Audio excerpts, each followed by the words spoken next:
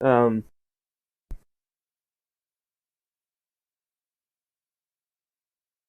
so let's do this.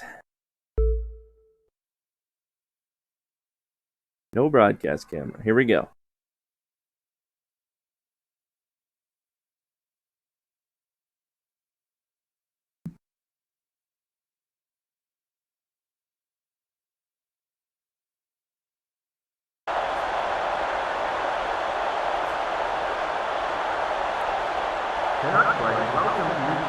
Hello, everybody, and welcome to the G1 Football League Championship game.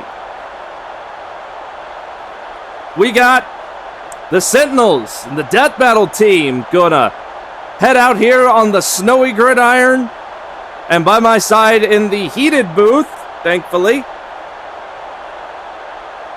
I've got, well, other than myself, I've got James. Yes. Yes. I am here. Sorry, I am adjusting to the fact that we've had clear weather and rain at this point, up to this point, Robbie, but now we have hit snow weather in our championship game. Well, I mean, we're high up here, up north, here in the upper echelons of Canada, and unfortunately, here in North Yankton, we just got hit with some snow. I mean, it's what happens when you go far enough north. Yep. That higher elevation means more dramatic change in weather, and that is what has happened. All right, so we are already off and running here. Don't forget our third member of the booth, Mitchell Smith. Mitchell, yes, sorry. I totally forgot. I mean, the game was going. I forgot all about you, Mitchell. I am totally sorry. It's okay as San Antonio nears the first down. It is quite nipply out here in the cold, but don't worry. We are in a heated booth, so we are perfectly fine here in tonight's championship game as San Antonio is 2nd and 1 on the 47. And let it be known, folks, that when we say heated booth, that is a fumble, a missed pitch, but thankfully illusion there to cover. And we say heated booth, Robbie has been farting nonstop. Don't let him tell you otherwise, folks. Robbie has been farting nonstop since being in the booth. I'm sorry. They've got apparently some fresh crabs and the hot melty butter. It goes right through me. I can't help it. Okay, I just can't help it. And but it's so good. First form illusion. So if you hear us, if you stop hearing us at some point during the broadcast, don't panic. We're just airing out the room because I had some Taco Bell before we got live here as well. As that is an incomplete pass, attempted to throw to Obsidian Sigma.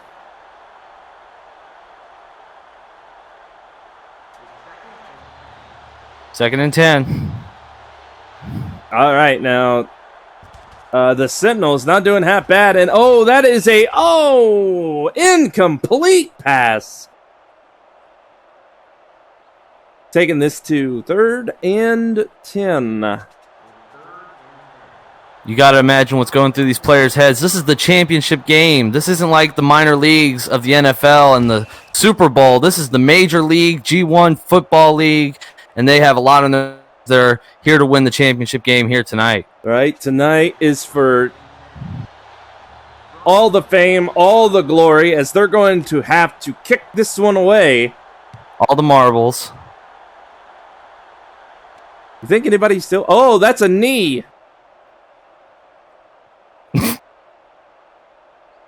Yep, taking a knee in the end zone sets them up in better field position at their own 25-yard line. And somebody was a little jumpy here for the Death Battlers, as that is a false start. I don't even think he touched the ball before he started running all across the line of scrimmage there. Yeah, I mean, it's cold. They want to get into the action, get warmed up, so to speak.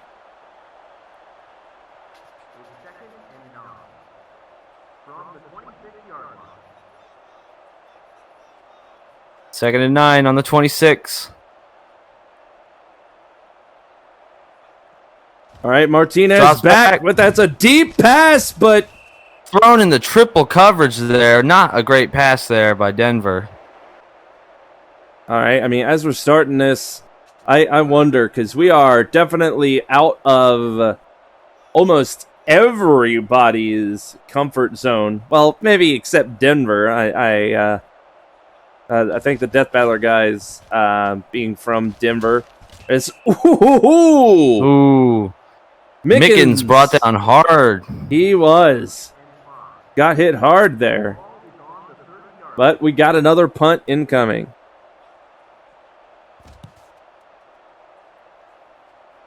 And that is a fair catch by Vork. So now they're going to set up at the 41. I mean, they got half a field to go here. As Wordman, number 24, makes that catch. Wordman could have gotten some more yardage had he not gone the other way. Well, I mean, he went the way that he was facing. He Yes. Unfortunately, he didn't have a chance to turn around. I mean, plus you think about it, that snow there is on the ground. You don't want to just flip around or else you're just going to slip and fall.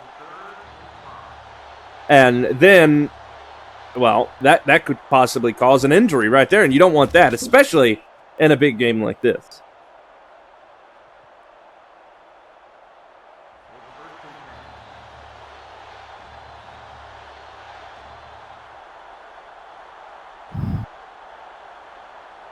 The camera's not going to show, folks, but as you can guess, both teams have the heaters on, have jackets on the sidelines ready to go. As that is thrown into triple coverage, but Obsidian Sigma manages to keep it close to the chest, as that is a first down for San Antonio. All right, Novid goes through that opening in the middle. Smart play by the quarterback. Getting to the 31-yard line before being taken down.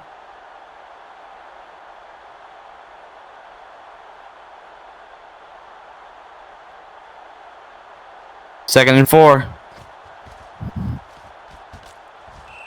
And unfortunately, that one got tipped by the wrong people, and the right people just could not get a hold of it.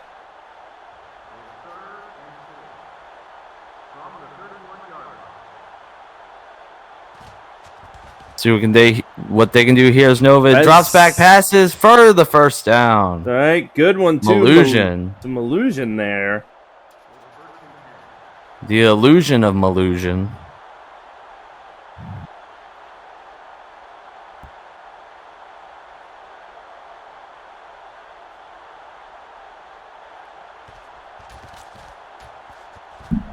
Oh, wide open. Touchdown. Lasagna Cat with the first strike here in this championship game. Going to San Antonio Sentinels. Lasagna Cat managing to catch the touchdown on his least favorite day, Mondays, of course. And as they get the extra point. Yep. Jayhawk is now 7-0. Death Battlers down by a touchdown and an extra point here early in this game. This is the championship game. This is for all the marbles. A lot of pressure on these players here tonight.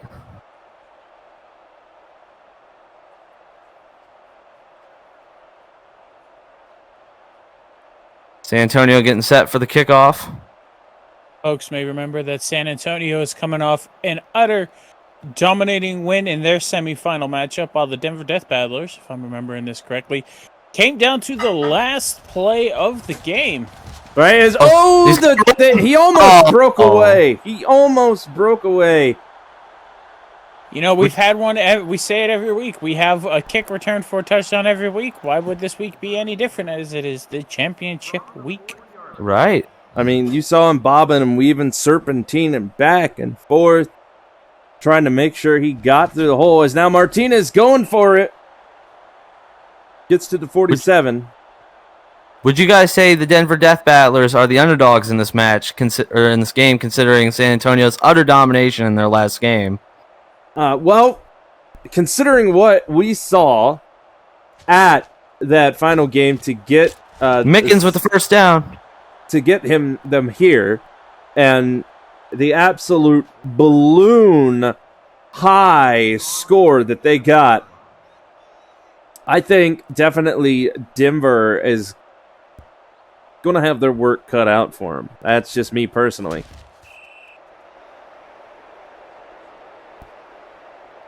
Milton with the loss of 1.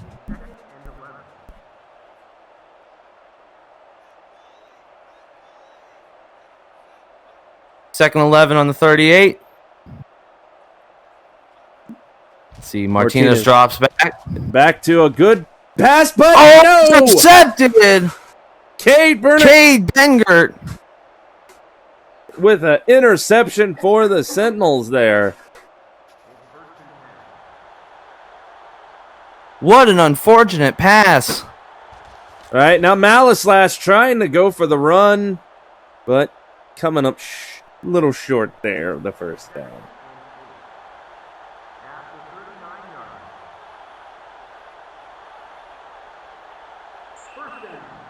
Ooh.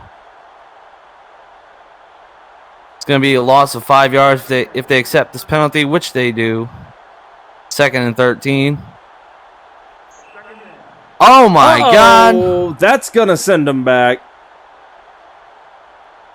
I believe that was the same player. That now makes this 2nd and 18. They might have got that interception, but they seem to be slipping up on the break. Oh, but Obsidian Sigma. Oh, my God. Oh, wow. Slipped out of his grasp and then bounced. You never know what you're going to see here in the G1 Football League. Yeah, he got bounced around a little bit before finally getting down there, but that was almost picked off. All right, that was a quick shotgun pass right there.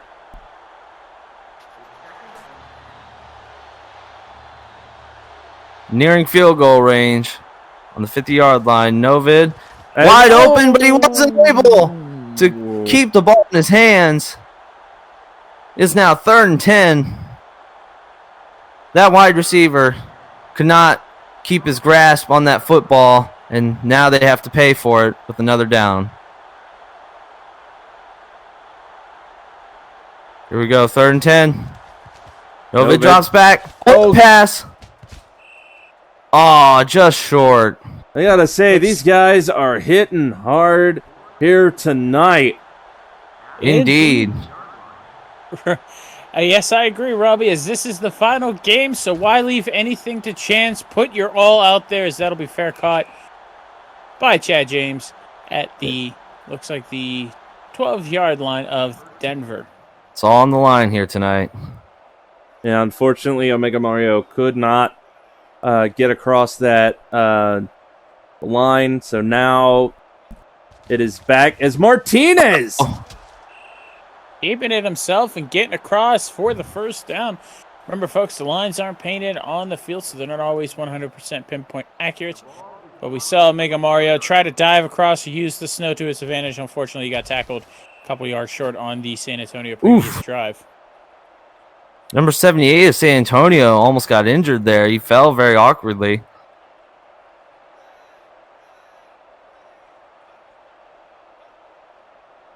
Here we go, 2nd and 7 on the 28. All right, Milton once again taking matters into his own hands, but coming up just short, making it now 3 and 3. Looks like they're going to pass here as... Oh, that is incomplete, and those guys just got all tangled up into each other. Indeed, the snow and the weather can do fickle things to the field as well as the ball. The ball was dropped for an incomplete pass, and the players kind of slid into each other and finally stopped at that point. And there is the punt once again. Once again, VOR calls for a fair catch. for the San Antonio Sentinels. They have better field position, setting up at their own 27-yard line here with just about the 5-minute mark of our first quarter. So that one is very luckily Lenovo didn't have that pass picked off. There are about 5 or 6 death battle defenders right there waiting for him. Just less than 5 minutes left to go in the first quarter. Denver's still down by a touchdown and an extra point. San Antonio 2nd and 10 on the 27. Let's see what Novid's got. Passes it to last. He gets more than a first down. All right, good pass to Malice last right there. Almost gets to the 50.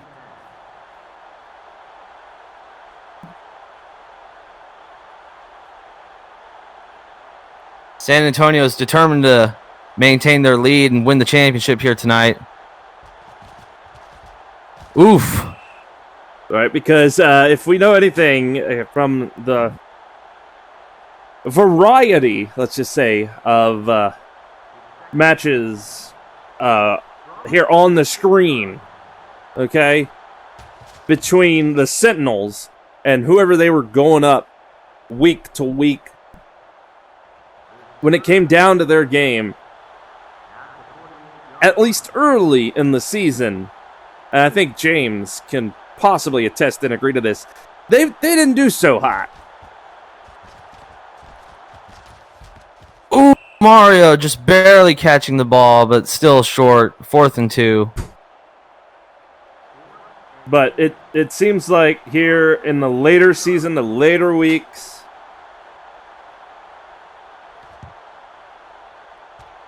they definitely, I guess, maybe got some good coaching, or I don't know, maybe they started like drinking their tomato juice or something. I don't know what's going on with them, but they definitely came back from that brink and got to the... I'd say about halfway through the season, Robbie, there were a lot of teams muddled in what I would consider mediocrity. That is a beautiful pass. Mickens, who catches the ball, gets decent yards after the catch for a first down. Eternal mediocrity, it seemed like, where a lot of teams were hovering around that 500 mark with same amount of wins and losses. And they managed to right the ship, get things settled, and fix whether it be mental or physical mistakes they were making, shored those up. And here they are. Milton with the gain of 4. Martinez is calling. Pass directly. That was nearly intercepted. Martinez needs to improve his accuracy here tonight. This is the championship the game. Black jerseys, not the blue and white there, Martinez. All right, there is a vast color difference here. It is not like when we had the Guardians against the Gorillas, where they were two very similar jersey colors.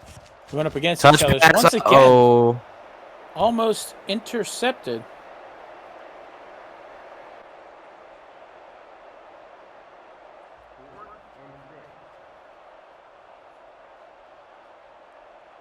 Here we go. It's time for the punt. Denver, unfortunately, could not tie the score, as San Antonio is once again looking to maintain their lead with the fair catch.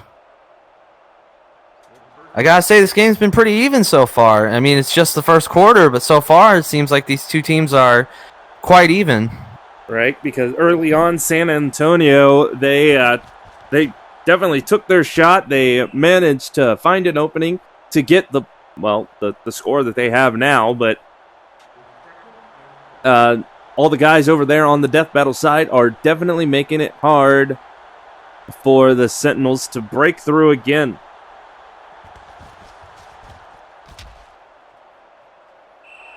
As it's recovered by the death battlers.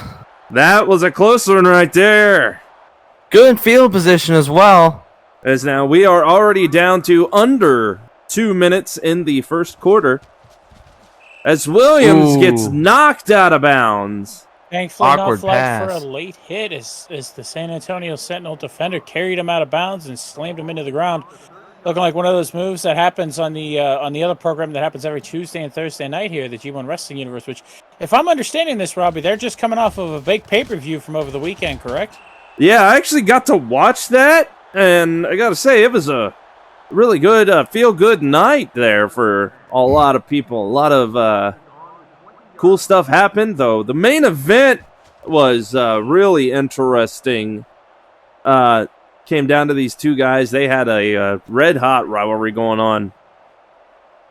And let's just say somebody that wasn't too well liked ended up winning that one. As Kazemi went down, tried to leap into the end zone, but first and goal. Yep, knee came down before he was able to cross the goal line with that ball. Sometimes the ice and the snow on the field will play tricks on you. I think we're going to get a touchdown. Nope. Oh, no, not yet. Looks like there's a miscommunication between Martinez and his receiver because his receiver was looking the other way, and I think the ball bounced off the back of his helmet. These guys got to focus. This is the championship game.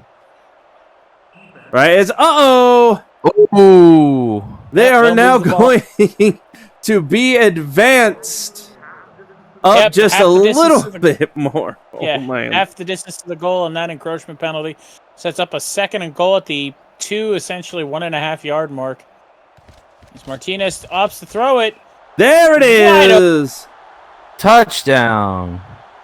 Fisher celebrating with the Denver faithful out there, making it a 7-6 ball game. Pending the extra point, we're tied up once again as the fireworks go off.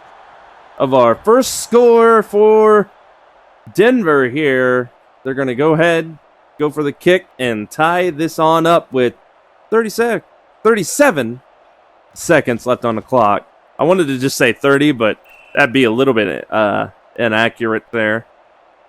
It's a tied ball game. Yep, as it is, as Mitchell said there, it is a tie ball game, 7-7. As you see, Denver doing it mostly through the air on that drive, had a couple of good runs as well.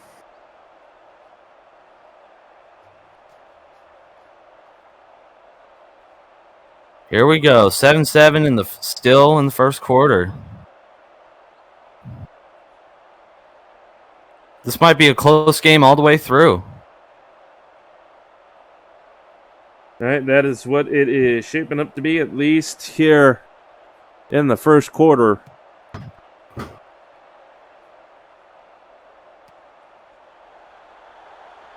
As Vork takes the kickoff, tries to make a cutback, slips a little bit, and gets taken out at the knees by a Denver defender there. Hopefully he's okay. Right, I mean, it looked like he was trying to juke, maybe leap over him, but just couldn't quite do it there.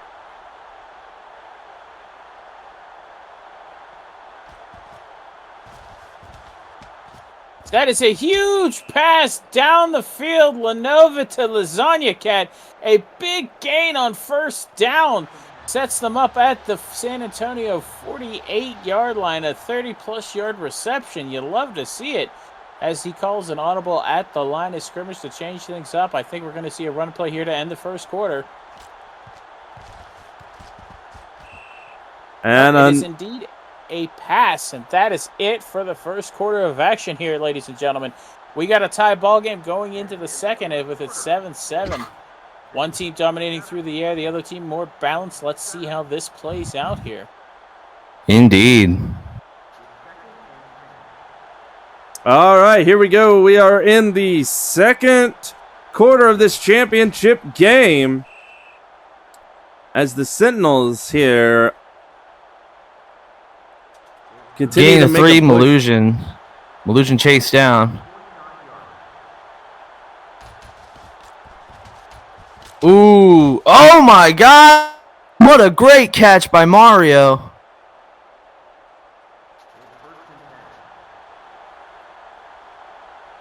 First and 10 on the 39.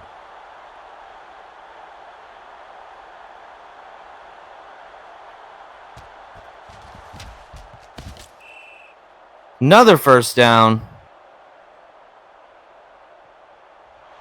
All right, they are San getting Antonio. closer and closer now here. Yes. As Malice Last tries to make a run for it. Fortunately, only getting 2 out of it. As now Malusian. Ooh. Gets to the 23 and just gets knocked on over.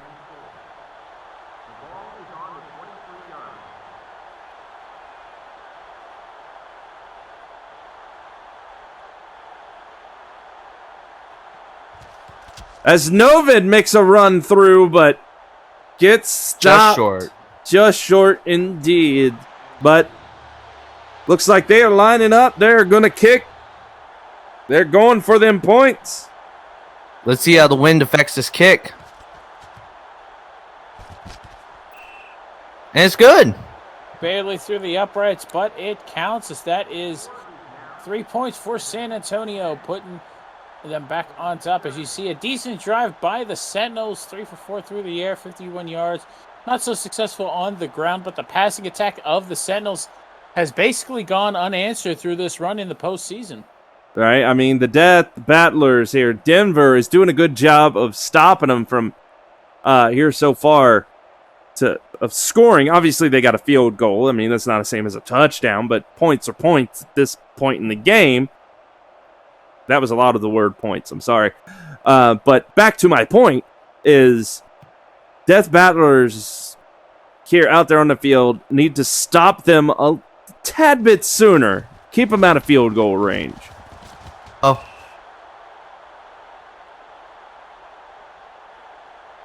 As this time they make it to the 34. Now that they got the ball here.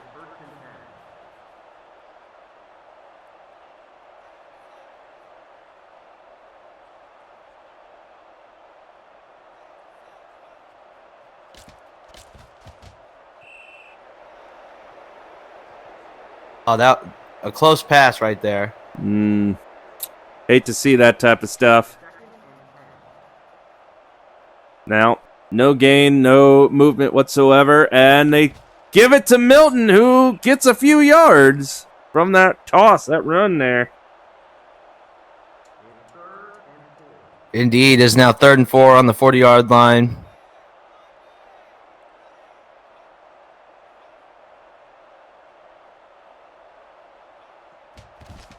Martinez drops back. Oh, gives it to Quinn. Gets the first down. That's good for the first down. Death Battlers continue to make moves down the field. They are on the other side of the 50-yard line now.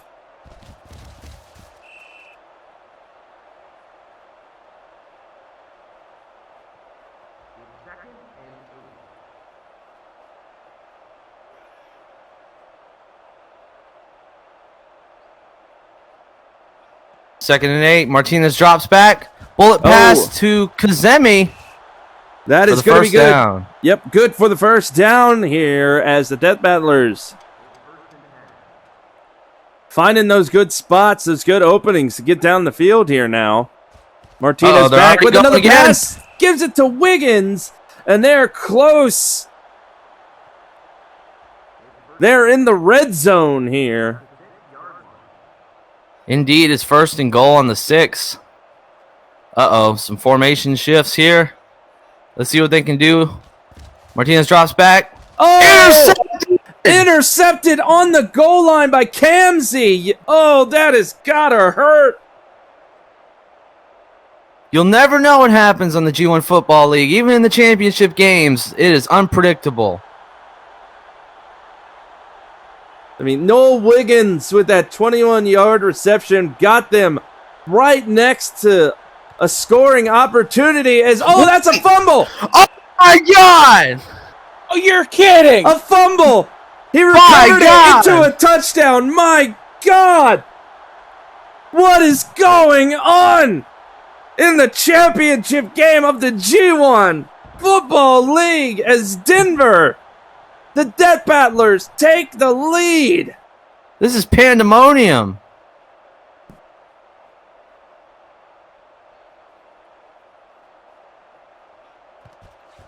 And now there is the extra point.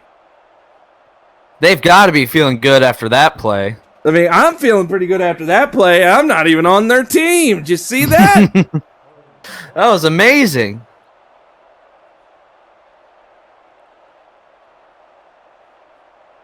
Here we go. What else could happen here tonight? I don't know. I mean, we see a recovered fumble for a touchdown. Just incredible. Indeed, an interception, a fumble recovery, and just like that, Denver leads by 4 here in the second quarter. If you all thought that this was going to be a boring game, well, folks, you tuned into the wrong program here today. Right?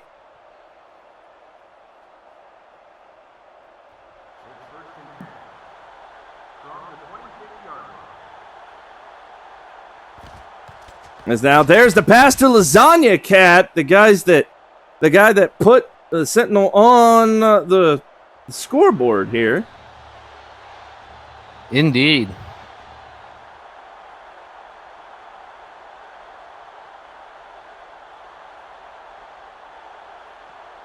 It's now Novid back, looking, and no, Dillion again. We got another interception. This time by Dillion of the Death Battler team.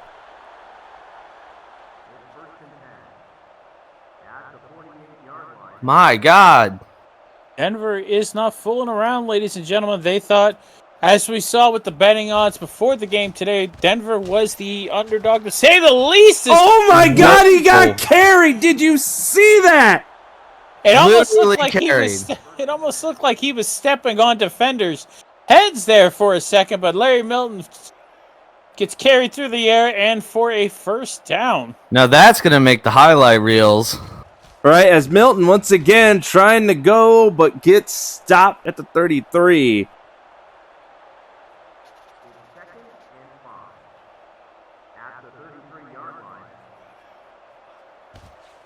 As okay, I'm apparently being told that as they are setting up here pretty soon. Well, maybe apparently it's not here, but at another location that isn't so cold. Apparently, we're going to be getting a halftime show here for the championship game. So I wonder what that's going to be as Quinn breaks away for a touchdown. They now currently, until the extra point, they have double the score of San Antonio. It is not looking like an even game anymore, as Denver is taking a pretty significant lead here in the first half. As the extra point is good, it is now a 10-21 game.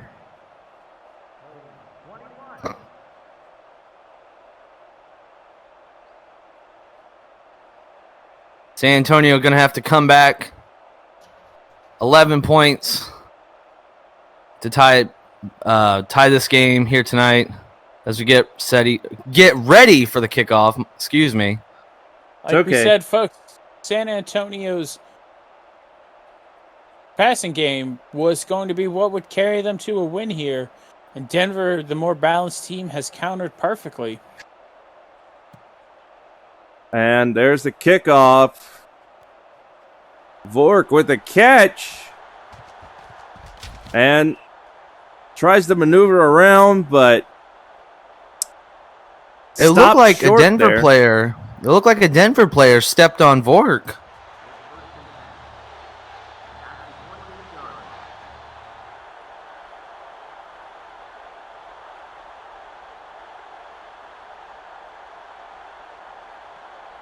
Well, Novid back to pass, needs to find somebody nice and open, but doesn't get it this time.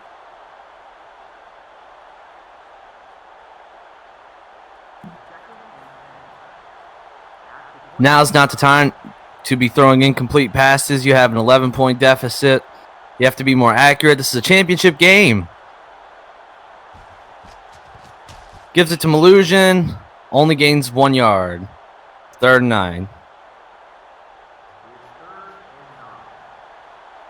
All right, big play here. They need to make it over that line to continue this drive. And now bullet pass over to Omega Mario, who goes out of bounds, unfortunately.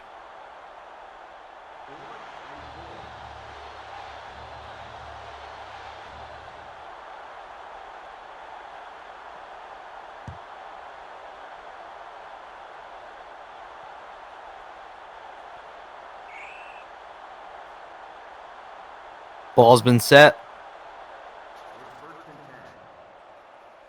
1st and 10 on the 34. Denver with quite the lead is going to go ahead and give it to Middleton, who runs for the first down and a little more.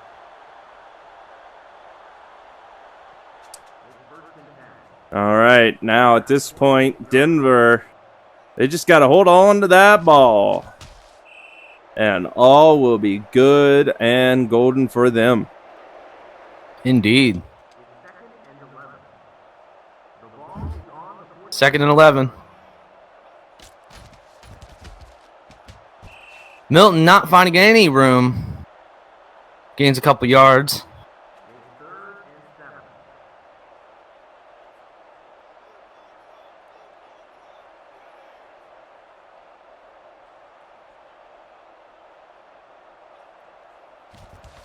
Martinez drops back. Nearly intercepted, but incomplete. Looks like they're going to have to punt it here. It's an opportunity for San Antonio to come back from this deficit here late in the first half of this game. The championship game. And there's the kickoff. Or the punt off, Ooh. or whatever you want to call it. The punt is away, and I that mean, is a first down. It's a kick. Either way. The ball was kicked. Somebody caught it, got tackled, and San Antonio now has the ball at their own 14-yard line. It's okay, Robbie. We've been doing this for how many weeks now? Oh, weeks upon weeks at this point. Being away for a couple of weeks, getting everything set up for Championship Sunday, I can understand we're a little stressed out. So it's okay. But we are, as that is an incomplete pass. It is 2nd and 10. As you can see, Lenovo having trouble making contact with his receivers here. Right, as San Antonio can't afford to be screwing around out there. Up there, down by 11, with just over, it looks like 6 minutes left in the first half, ladies and gentlemen. As Malushin tries to make a couple of guys miss, but runs into a Denver defender who just says, "Stay down!" Knocks him to the ground. But right, I mean, the Death Battlers at this point, it appears as time winds down, and I keep being told that we got ourselves a halftime show, as that is a deep pass, but a little bit of confusion there on the part of San Antonio. Lenovid was standing in the backfield with his running back behind him, not blocking for anybody, and then instead of waiting an extra second for the crossing pattern to develop properly, threw it into triple coverage.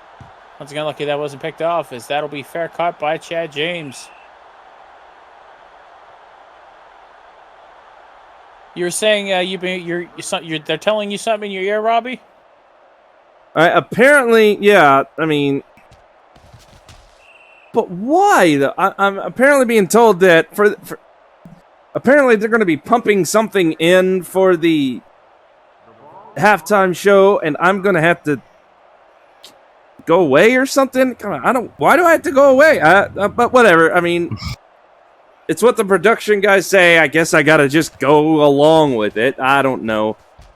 I look forward to whatever the halftime show is going to be, but apparently you guys will be fine. I can't be here. Well, Robbie, I'm sure you have some calls to make, maybe some meetings to attend as the halftime show starts. So, Indeed, and if you could bring us back a fresh bottle of Squelch soda for all three of us when you come back to the booth, that'd be much appreciated. Yeah, I mean, that is the thing. I mean, with how cold it is, it's snowing. The snow has not abated a bit. At least they won't have to... Isn't that a thing you're supposed to do when it's cold, drink cold drinks, when it's hot, drink hot drinks, or am I remembering that backwards? I drink. Yeah. I mean... Whatever kind of weather it is, it's a good day to drink, right? It's 5 o'clock somewhere, as they say, and this Lenovo hikes the ball back. Let's see what play develops here as he just keeps the ball himself. Slides safely not to get taken out by a Death Battler defender. 7 yards on the play. As we are winding down here in the first half, which has gone rather quickly. But Denver still leading 21-10 here. Just over 4 minutes left. Like I said, folks, remember, There is the other programming on this channel, the G1 Wrestling Universe, which will be live tomorrow night with the fallout from Saturday's pay-per-view, as I'm reading the sheet here. So tune in for all of that and see all the hot action tomorrow night here on this channel. Nova drops back. Oh! And sacked. Sacked, but he fell forward, so I think it was a net gain of 0, so... Actually, he moved forward, got the ball. Okay, moved it, a gain of 1 there. I think there's a miscommunication. And that is a... Oh! It looked like he had that ball, but nope, that's incomplete. Yep, had the ball in his hand and got taken out. Dropped the ball, and it becomes suddenly 3rd and 9. Both teams showing no mercy here tonight.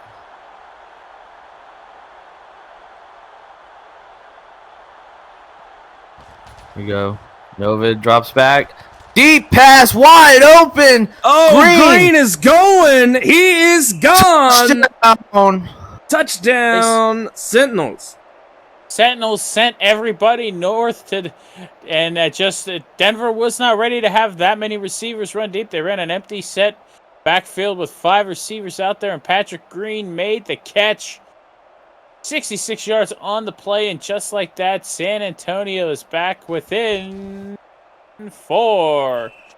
And sorry, I had to delay for the extra point to make through to make sure, even though we haven't seen an extra point miss yet this season. As you see there, 1 pass completed, but it was the only pass they needed, as it is now 21-17, still in favor of the Death Battlers. And look at that drive line, though. Just, wow. Indeed. I mean, they definitely closed that gap, but Death Battlers still. Maybe they can get lucky and get themselves a turnover or maybe an interception. I doubt anybody will ever be able to recreate that fumble that Denver got earlier.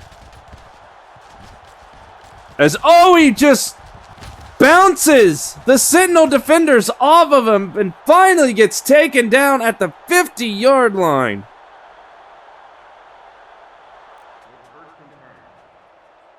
We almost had one there, guys. That was almost a return. Indeed, that was a great run. As you can definitely... Oh! Right out in front of him. His hands. You saw his hands reach out for the ball. Like a long-lost love, but just could not grab a hold of it to complete the pass there. So this time they try for a run with Milton there. Fortunately, he doesn't get anywhere.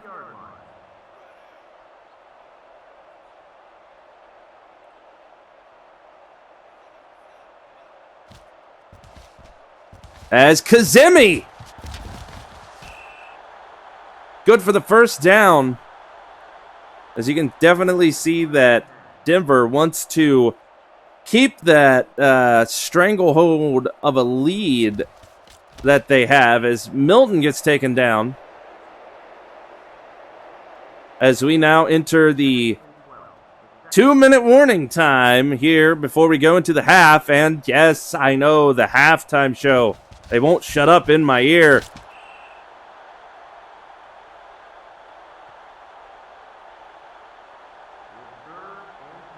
And there's... San Antonio calls the timeout.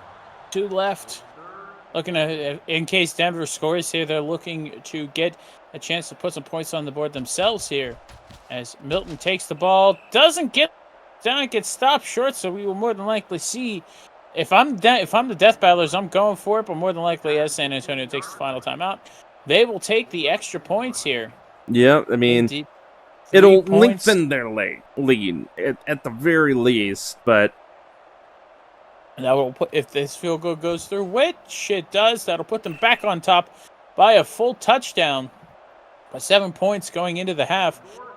As you see there, the one pass for 25 yards was completed, but the drive kind of stalled out when they entered the red zone, and thus they accept the field goal there. But of course, that field goal means that they are up by 7. Indeed. As the San Antonio team has about 1:30 left and one timeout, they've got their work cut out for them here for the end of the first half. All right, and exactly 1:30 on the clock here.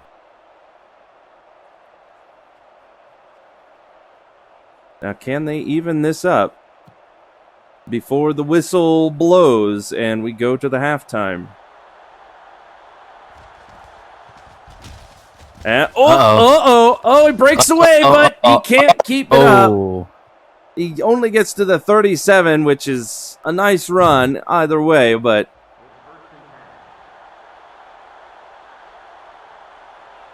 ball on the 37.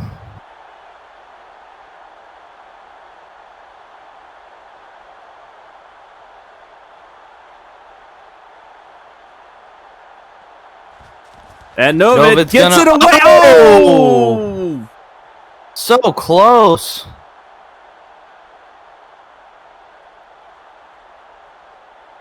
I mean, that was obviously a last-second pass. You saw he was about to be sacked. A Death Battler defender was coming in, had his number. He got that thing away, but it landed like almost at the feet of the receiver. That's good with Green for the first down.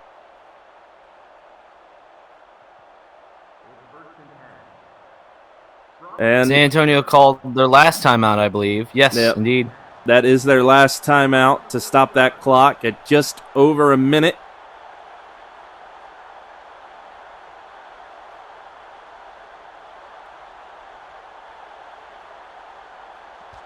It's now Novid back, trying to find somebody. Can he find Obsidian Sigma, who spins out of so many defenders' way, but there was just too many there, and they took him down. Got 5 yards out of it.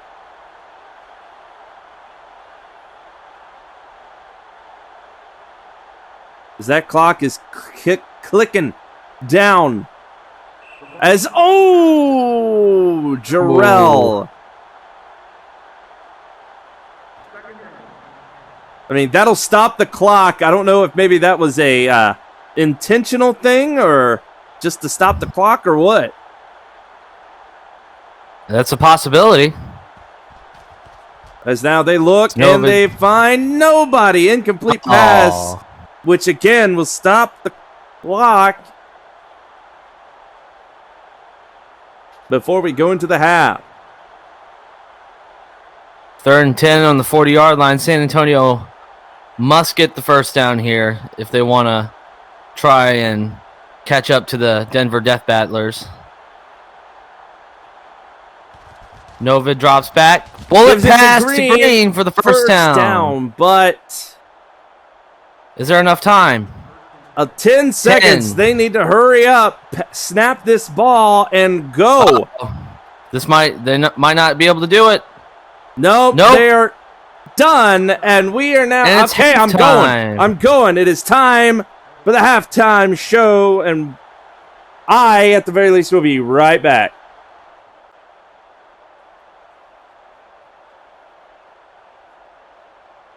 All right, now I, as a football commentator, are going away, but James and Mitchell will be here because it's time for the halftime show.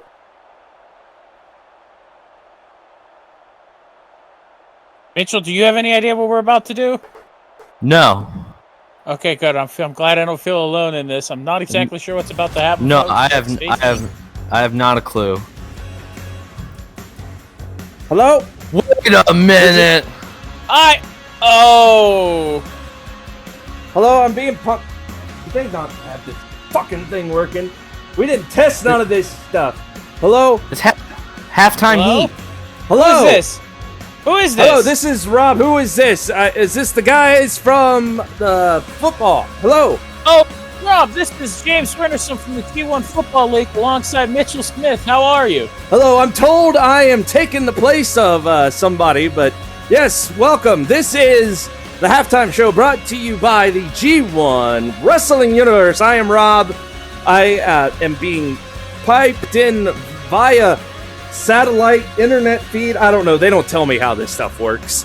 Okay. Zoom. Indeed, we got the hamster wheel turning, and we got some hot wrestling action like we talked about, folks. Remember, this past weekend was the big pay-per-view for Yes, the it G1 was. Wrestling Universe. We had the big Summerfest pay-per-view, and here tonight, we're bringing you a special halftime tag team match with two of our prominent tag teams. I recognize that team on the left. If I recognize them as the Bus Ride, is that correct, Rob? Yes, they are the Bus Ride. That man right there, farthest to the left, that is a man named Jimbo.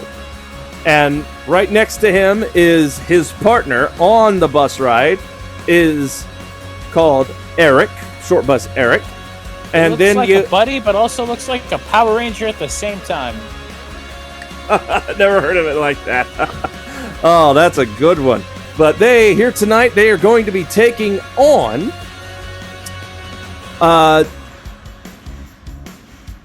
the tag team known as the MDC, as we are ready to kick things off, as we are coming to you live from our Setup Knockdown program.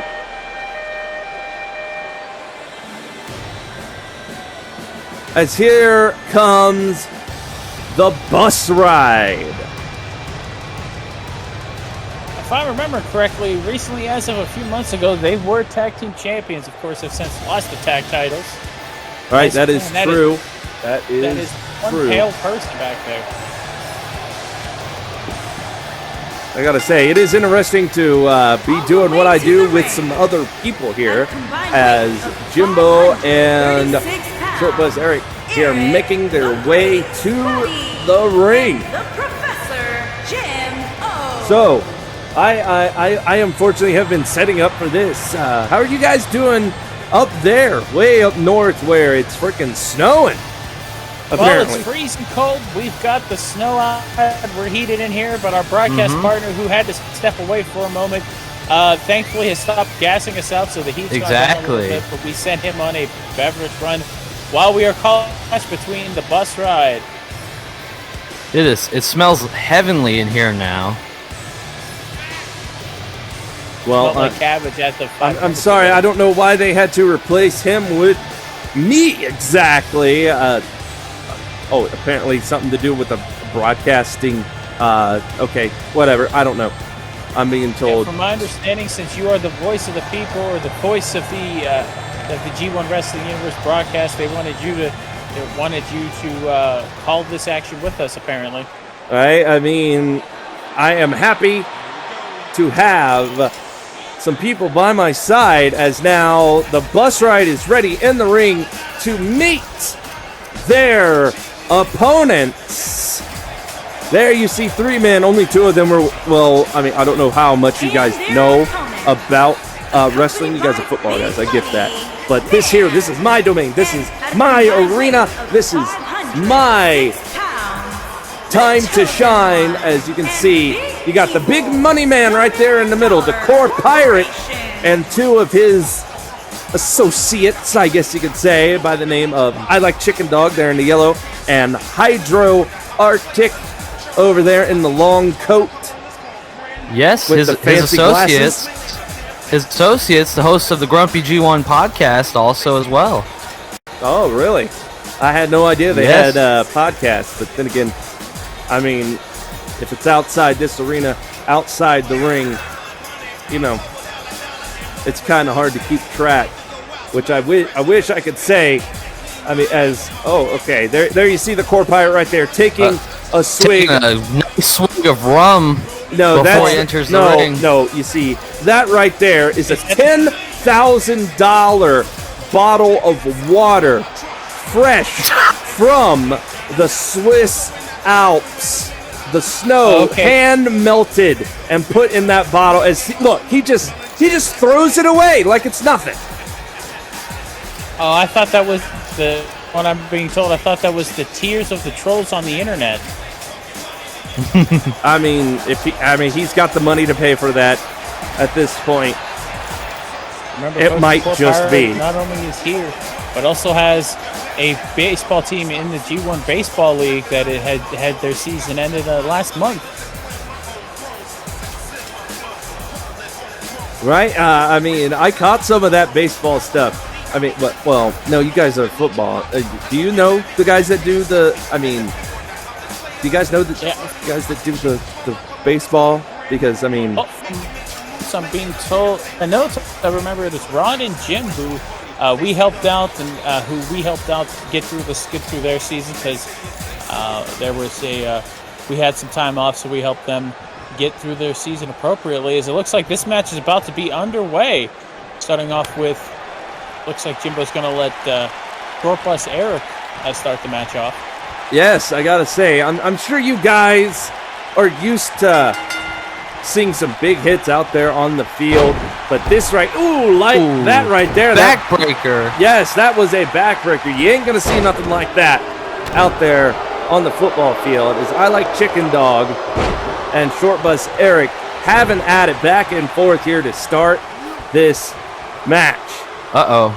And that right there, that's a flapjack landing Eric right on his face, but a nice counter coming from Short Bus Eric, and he's just swinging away.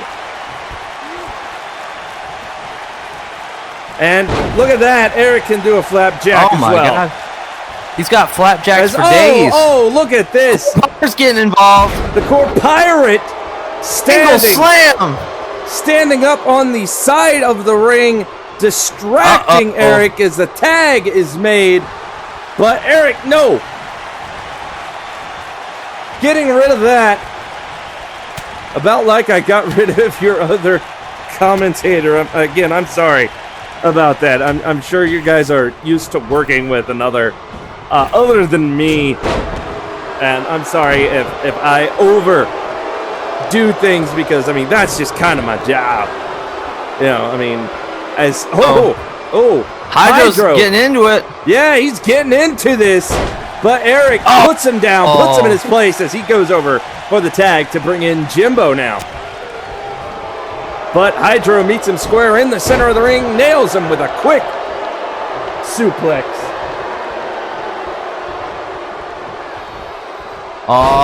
Belly to belly by Hydro.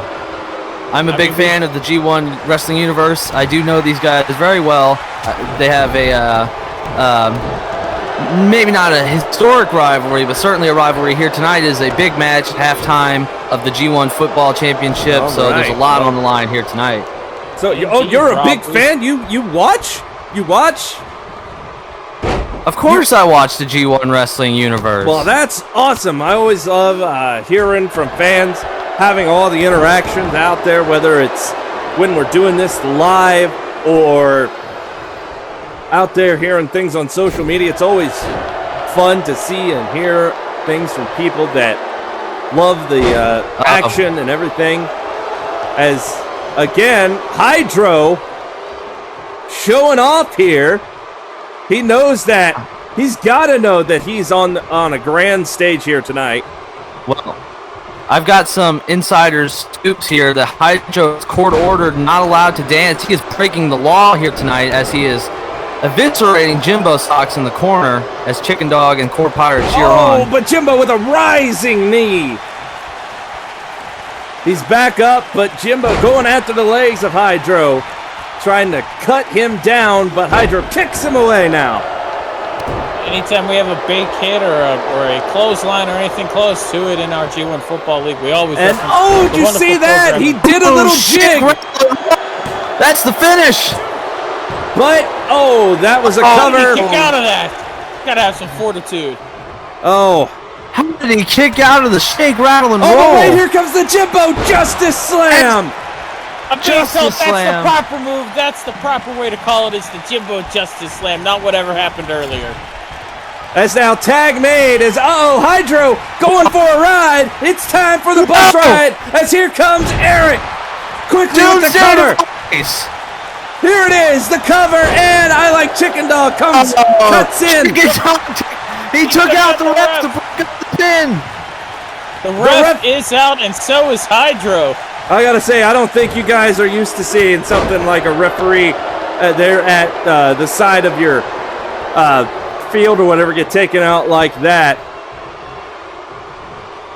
As now Hydro with Eric in the corner, and now stomps away. Here they go. $1 million stomps. This isn't looking good for Eric. No, this it is is not. $5 every time they stomp him in the chest, and they're just accumulating the money here. Core Pirate yucking it up in the corner. All right, he is loving every single second of this. As now Chicken Dog goes for the cover, and Jimbo comes in. Hydro just ignoring Jimbo as he breaks up the pin.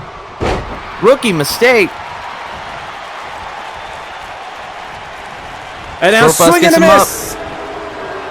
Ooh, that kick looked a little low. That could have been a disqualification if Chicken Dog wasn't careful. Yeah, I mean, these guys are professional. They know where, when, how to hit you. Dog destroying Short Bus's back while taunting Jimbo at the same time. Camel clutch. There you see, also down there in the corner. Chicken clutch. The corner man over there, the Core Pirate, liking what he's seeing from his guys. But wait, no, Eric is up, and it's showtime from Short Bus Eric.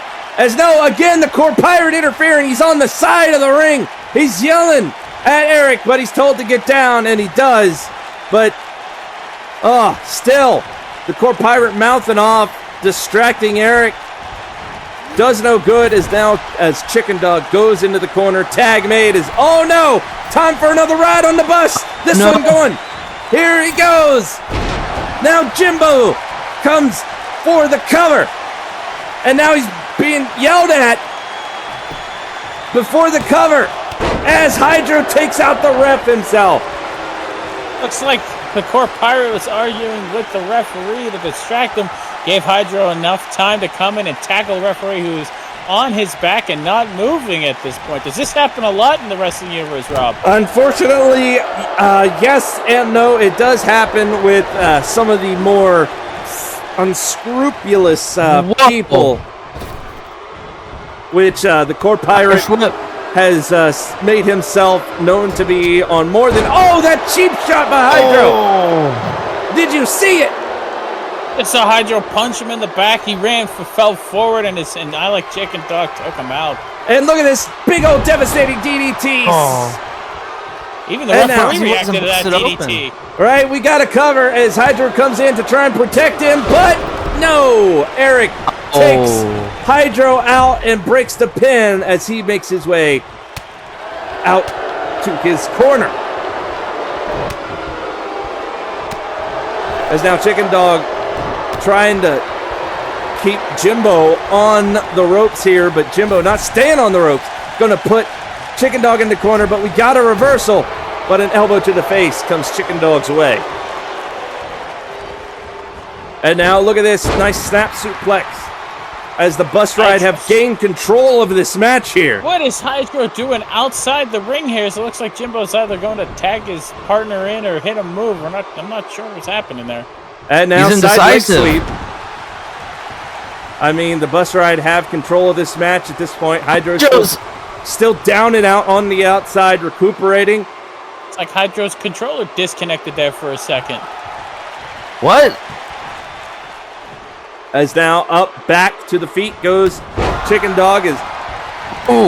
Devastating clotheslines by Eric. And Eric making a push for victory here, but Hydro up. He needs to get up, go over to his corner where he is much needed. As now it is showtime once again. This could be the end. Oh my God! Is that blood? That is blood. He's busted open. You are right. I'm sorry. What was your name again? His name is Mitchell. My name is James. This is okay. I'm sorry. I'm so into the moment. I'm not used to people being with me. Normally, sometimes, every once in a while, some person will bust into the announcer booth with me, and oh no, time again for a Bus Ride. Third time. Now the Bus Ride coming in. Jimbo with the cover and the 2 count. Oh, he kicks out. Just barely. He kicked out at 2.9. By God. Ref, your hand came down. That was a 3 count. Unfortunately, this fight will continue on. As James sounds a little biased. As the blood is dripping from the head of I Like Chicken Dog now. And there's a counter. Chicken Dog on his feet, running, grabbing him, neck breaker now. Not biased, Mitchell. Just want the match to be called fairly and correctly. As Chicken might be wanting to tag Hydro, does look a little woozy. Right? I mean, he got taken out pretty hard, so he might be a little out of it. But now Chicken Dog scoops him up on his shoulders. And Jimbo just gets laid out flat on his back. Is that it for the bus ride? As he goes for the cover, the 2, and no, the shoulder comes up. Oh, sheer excitement. Right, this is quite a match here for the G1 Football League champion. Arctic. Sorry. No, it's all right. I mean, you're getting into it. Everybody out there is getting into it. It's what we want. It's what we like. It's what we love about the G1 Wrestling Universe. Is he does a jig, turns around, leg drop. Ooh, wacky leg drop. Is now all over the shoulders. I believe that was a fireman's carry. And Jimbo Justice Slam. Justice Slam. Nearly out of nowhere. As now again, getting involved. The Core Pirate shooting his mouth off there at ringside, distracting Jimbo. Jimbo should have went for the pin. That allowed Hydro plenty of time to recuperate. Ooh. And now, once again, a low kick. Hydro counters, stops that, but Hydro catches the kick, sweeps the leg. And single leg Boston Crab here on Jimbo. Man, that sounds good, doesn't it? You guys do they sell crabs where you are? Yeah, indeed, they sell them. Where every football game we have our Boston Crab special, where you get 1 leg for 2 or 2 legs for 5. Oh wow! I mean, that's an interesting deal, I must say. So once again, Hydro's going for that single leg crab. I mean, they're trying to submit or just wear Jimbo down. Is this the end of the match? No. Kick right in the face from Jimbo. Big reverse of fortune there. You go Irish whip into the corner. Goes Hydro. Now it's Hydro. Now for a 4th time. The bus ride taking down Hydro. Eric goes for the cover. Chicken's got it. Is Chicken to win. The pin? And no. So close. How did Hydro kick out of that move? No, I Like Chicken Dog came in and broke it up. Just before the 3 count came down. Fast-paced match here tonight. It's now Hydro, the legal one. This is your halftime special for the G1 Football League as we're in our championship game. If you're wondering why you're not oh my God, Hydro just took out Jimbo from getting up on his side of the ring to be in his corner for his teammate. This could be bad news for the bus ride. But Eric holding his own here all by himself. It is now 2, or well, I guess if you count the Core Pirate, 3 against 1. But it's showtime for Short Bus Eric now. He's going to go for a pin, try and end this, get the win. He's got the leg hook. There's 1. There's 2. Jimbo is up, and there's 3. The bus ride are your winner, and I Like Chicken Dog and the Core Pirate are your winners. I'm being told as we go through the replays, that is it for me. You guys need to get back to your game. Hope that game goes well. Whoever you all want to win, hope they win or lose or whatever's going on. As this is Rob from the G1 Wrestling Universe. We will see you all tomorrow night for Knockdown. Remember, folks, Knockdown on Tuesdays, Throwback on Thursdays. Tune in and see all your hard wrestling action, much like this match was between the bus ride here as they win. As you see him hugging. All right, so am I good now? Am I good to go? I can turn this back on. Okay. Robbie, is that you? I am back. Hello. As we need to get back. Did you catch the wrestling action? Yes, I saw it. As we need to get back to the second half of this game. As we set up for the kickoff now. Phew. Well, are you guys okay? Action. I mean, we're going from seeing sweaty men to freezing cold, but yet sweaty men. All right, here comes the kickoff. I mean, I hope you guys had fun with that. I hope everybody enjoyed that Indeed, thank you. halftime show. Again, I mean, I just got to watch. I mean, there was no sound on the monitor outside, but I saw what happened. I mean, Indeed, hopefully. Chad James takes the ball back for a return. Has a couple of open spots. Oh my God, they all trip over each other. James. 40, 30, 20, and 10, and he is in. TD. We have it every week. It happens every week, ladies and gentlemen. A kickoff return for a touchdown. And Denver, after that extended halftime break, puts together a nice blocking scheme for Chad James for him to just break it open for a touchdown. And they could be up after this extra point. I mean, by 2 touchdowns. That was, I want to say, what was that? A nice size halftime show. I hope everybody out there enjoyed it, even though it was not with me. You still got these two chuckleheads here. But, I mean, so, who was it? Who was it that they brought in? Who was that guy that they needed my broadcast? Some Mark. Some Mark. He was, okay, I don't know who Mark is, but good for him. I'm not fully understanding why you said Mark either. I thought his name was Rob, but I guess I'm confused. I'm not up on the wrestling acumen in terms as others are here. But they combined forces. They combined us and him together for a nice little halftime match between two of the prominent tag teams in the G1 wrestling universe. All right, as Vork has the ball, looking to see how far he can get, but it's a fumble! And I think they recovered it. I think they got it back, though.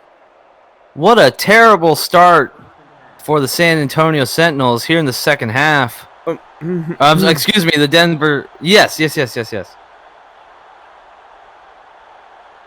As the Sentinels looking to score here.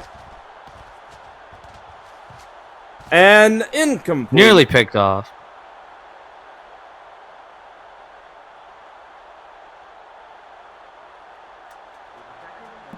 I gotta say, though, halftime show aside, this football game has been quite interesting as Novik goes down.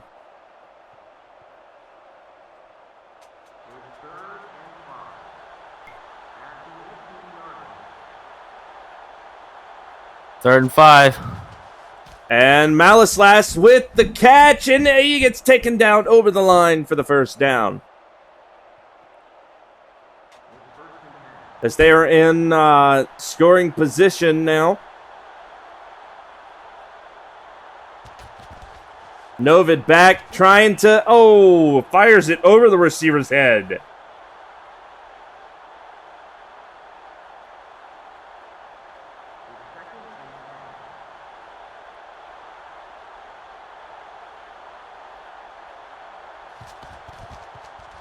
And again,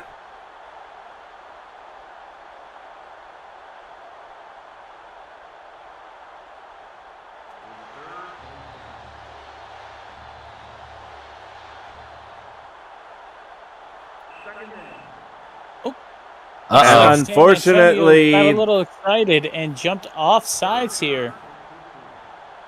I mean, we all get a little excited from time to time. It's Mitchell, no that deal. announcer who called the match with us, was really excited about all the action that happened there. I could understand. I mean, from what I saw, there was a lot of big, crazy things happening. I saw those guys jumping off the side of the of that ring, of the corners. You know? Indeed. There was a lot of jumping, a lot of colliding, slamming, kicking, punching. I think one guy even danced at one point. It was an exciting match. Hopefully you all at home who are watching us here on the G1 Football League Championship Day enjoyed.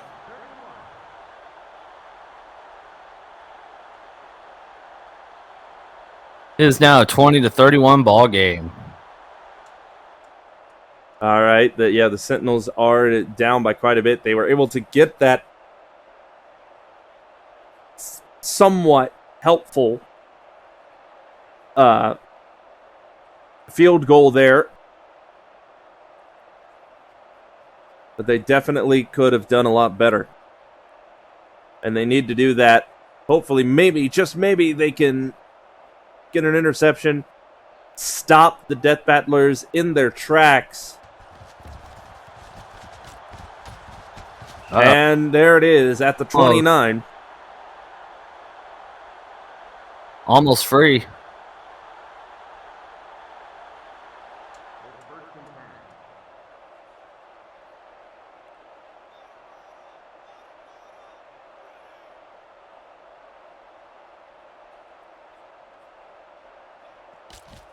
See here. And deep pass. Ooh, incomplete. I mean, that was a deep high pass.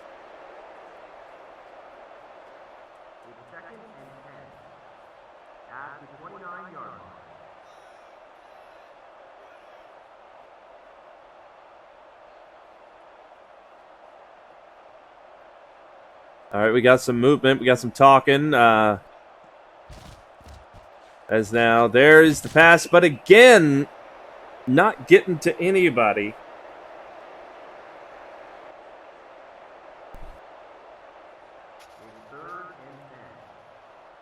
Third and 10. Let's see if Martinez can throw it deep down the field. Oh, fumble! It's a fumble, but who got it? Oh, Wiggins from the Sentinels. Oh, nope. I thought it looked like the Sentinels got it, but it was not. So,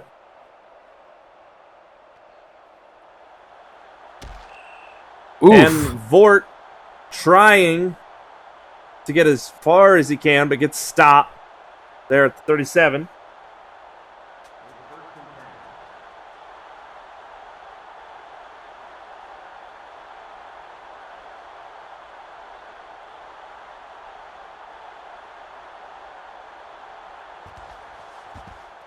Novid going for the run. He gets just over the line for the first down.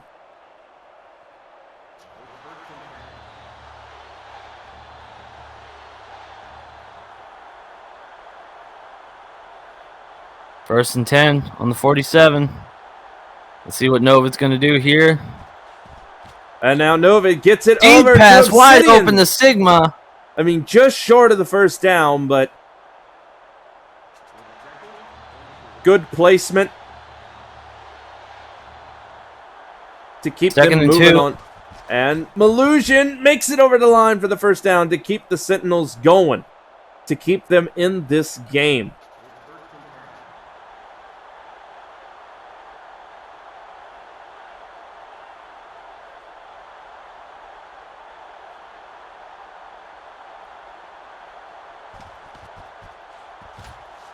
And, ooh, that one's incomplete.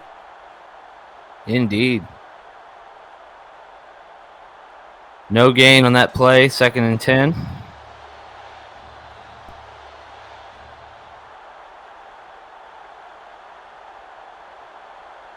The pressure on these players must be immense. This is the championship game after all. All right, Novid gets the pass, but that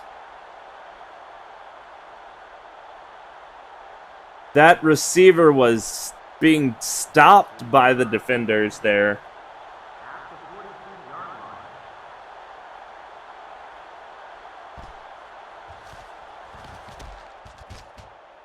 And, we got a fumble. Oh!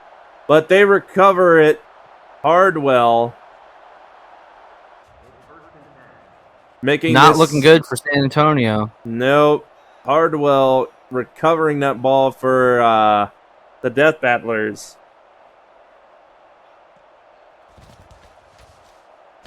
And nope, nobody there. Incomplete pass.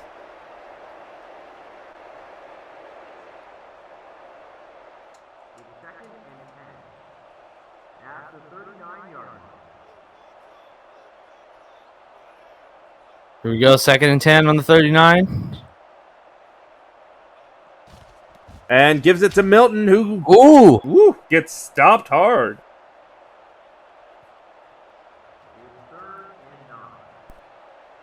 Only a gain of 1.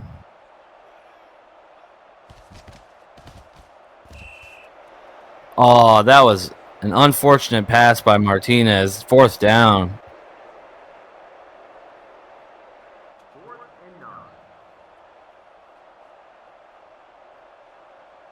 Punt team out.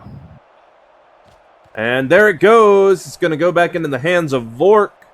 But, he decides for a fair catch.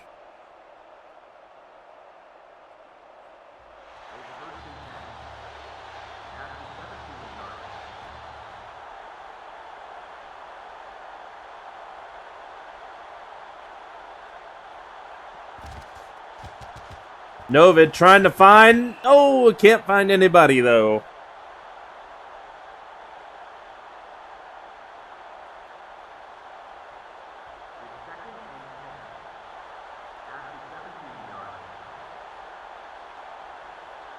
Here we go. All right, we still got some movement. People, all right, Novid needs to find somebody, and again, incomplete pass there. The snow must be affecting the passing accuracy between both these quarterbacks. I mean, it's cold. The snow is just accumulating on the field. It's got to be getting rough out there as Green with the catch gets over the line for the first down. And he went down. Ball was across the line. As we've seen through the playoffs here, San Antonio has relied heavily on their passing attack, and if they have trouble, if today is any indication, it's going to be a rough rest of the game for the Sentinels here. Lenova keeps the ball himself, saying, "I don't need to throw it. I'm just going to run it for a first down." Indeed.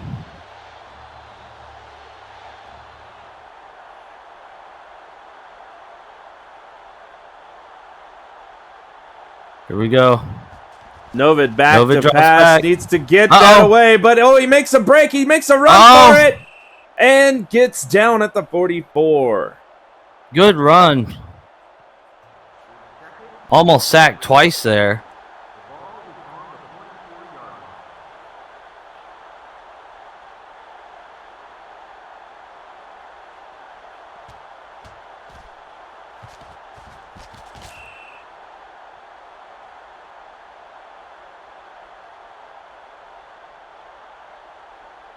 Incomplete, 3rd and 3.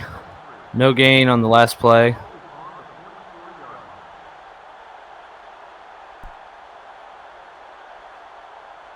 On the San Antonio 44-yard line. Indeed, it's another throws it. Barely caught by Obsidian Sigma. Looks like it may have been tipped at the line or slipped out of Lenovid's hands, but it is a catch and a first down for the Sentinels as they are moving here.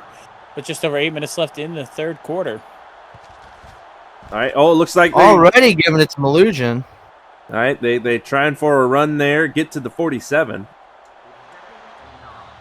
Malusian not able to get any. Look like the snow under the tires kind of struggled as we get an empty set backfield here. As Lenova tried but failed as Denver read that play perfectly. Sacked him in the backfield. Makes it a 3rd and long 12 here at the 50-yard line. If you're going to run the empty set, you got to throw the ball as soon as you can, and Lenova unfortunately had all of his receivers covered as he hikes the ball here on 3rd and 12. Good protection. Caught the ball for a 9-yard gain, but not enough. As Omega Mario struggles, and it looks like rather than going for a field goal, they smartly look to punt it and pin Denver deep in their own territory. Let's see how this punt goes. And there it goes, right on the goal line. James As Chad James foolishly. This man says that was a foolish move by Chad James. That Denver is stuck deep in their own territory at the 5-yard line. Instead of letting the ball bounce into the end zone for a touchback, decides to catch it and sets his team up at an extreme disadvantage here.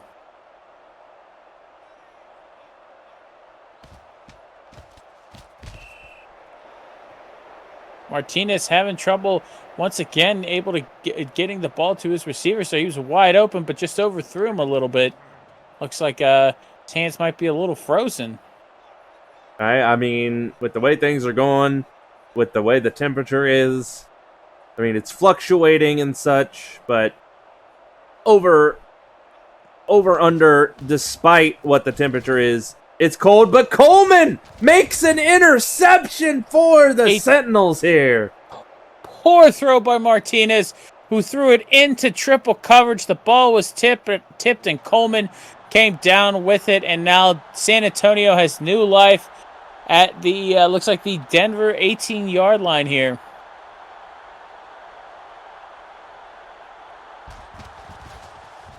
As Wordman makes a break for it and gets the touchdown to keep the Sentinels from fitting. Says, "Wow!" and gets, as the best word Wilhelm scream you're going to get out of me, as he gets the ball, makes a couple of defenders miss, gets it into the back of the end zone for the touchdown. And just like that, after the turnover, they're going for 2, Robbie. Oh my God, they're going for 2, and they need this too. That is for sure. Novid. No, it is dropped. Had a chance to come up with the ball. The ball was tipped, but couldn't get his hands on it.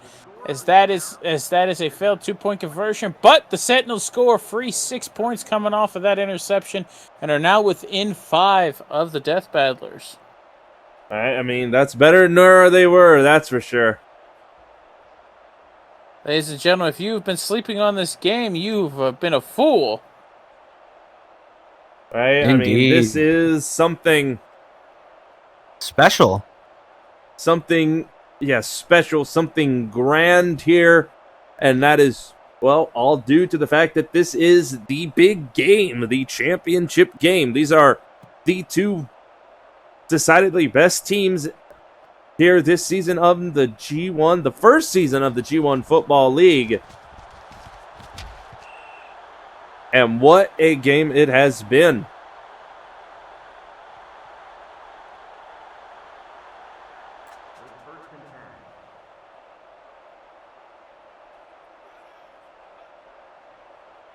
First and 10 on the Denver 30-yard line.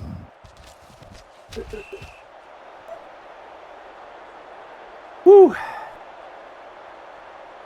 That's if nothing else, that's a good stop by the Sentinels there.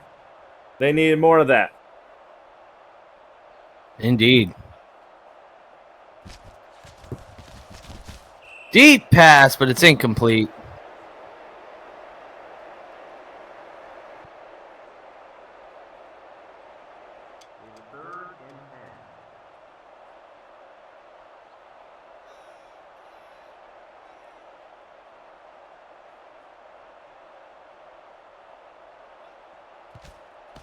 Martinez. 3rd and 10, Martinez.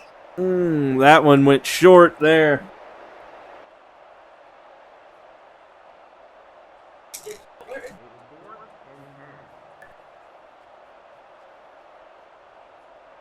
So now here comes the punt.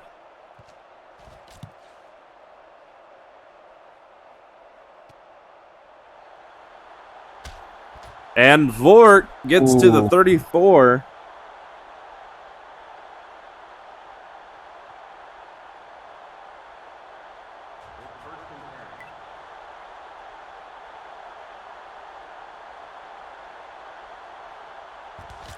Now Novid. Where was that going? I don't know, but San Antonio has every opportunity in the world to come back from this deficit. They have all 3 of their timeouts. 2nd and 10 here. Let's see what they can manage to pull off here in this championship game.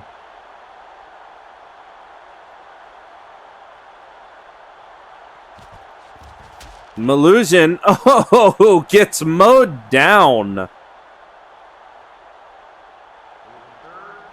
Only got 2 yards out of that.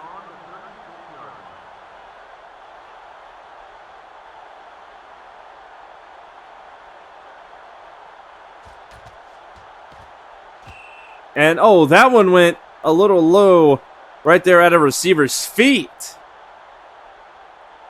That it was. I got to say, after what we saw in the last game, to get the Sentinels here, you think maybe they got stage fright or something with the big game going on now? Because they absolutely trounced their last opponents, but the Death Battlers here seem to be giving them quite a time. Indeed, San Antonio rolled over the Cowboys of California City in their last matchup to where we almost fell asleep watching the game. But here the Sentinels are having trouble even keeping pace with the Death Battlers.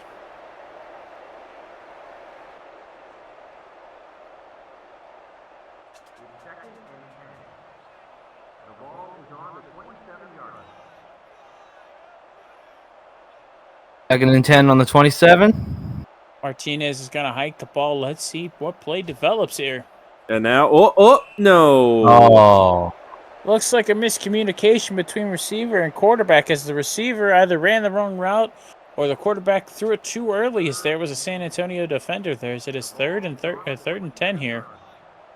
Yeah, there's been a lot of miscommunication here in this game. It's quite the high-pressure situation for both these teams. This is it. This is the big cheese.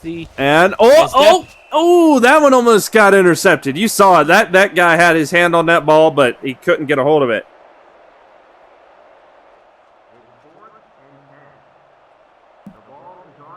So now we go to the punt, giving it back to the Sentinels.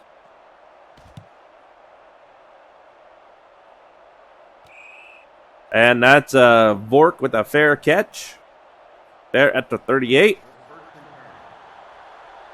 As the Sentinels need to definitely take charge here. Make a good drive down as Novid breaks away and goes down safely. Just 2 yards away from the first down.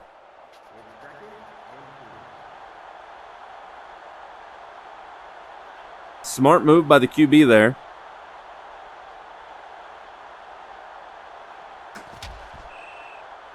Ooh, but that is a loss of 1.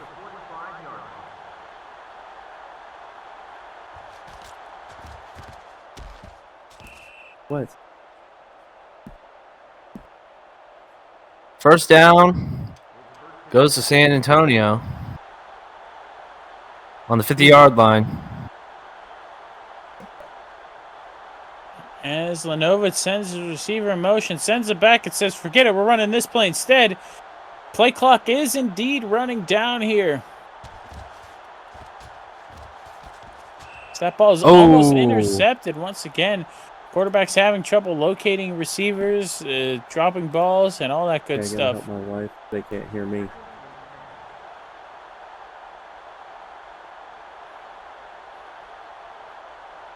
We go second and 10.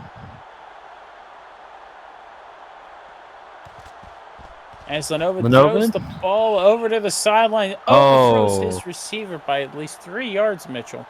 Yeah, bad throw by Lenovid. As the third quarter is winding down here, you'd like to see, if you are San Antonio, you want to see them put a few points on the board here. Get this game even closer. He hikes the ball, going to pass once again as the ball's intercepted by the Death Battlers. Not the kind of play you want to do when you're down by this many points here late in this game. You are correct. Whether it be a miscommunication, a bad throw, whatever the case might be, Denver takes over at their own 48-yard line as Milton runs the ball to the 50 for a short but effective 2-yard gain.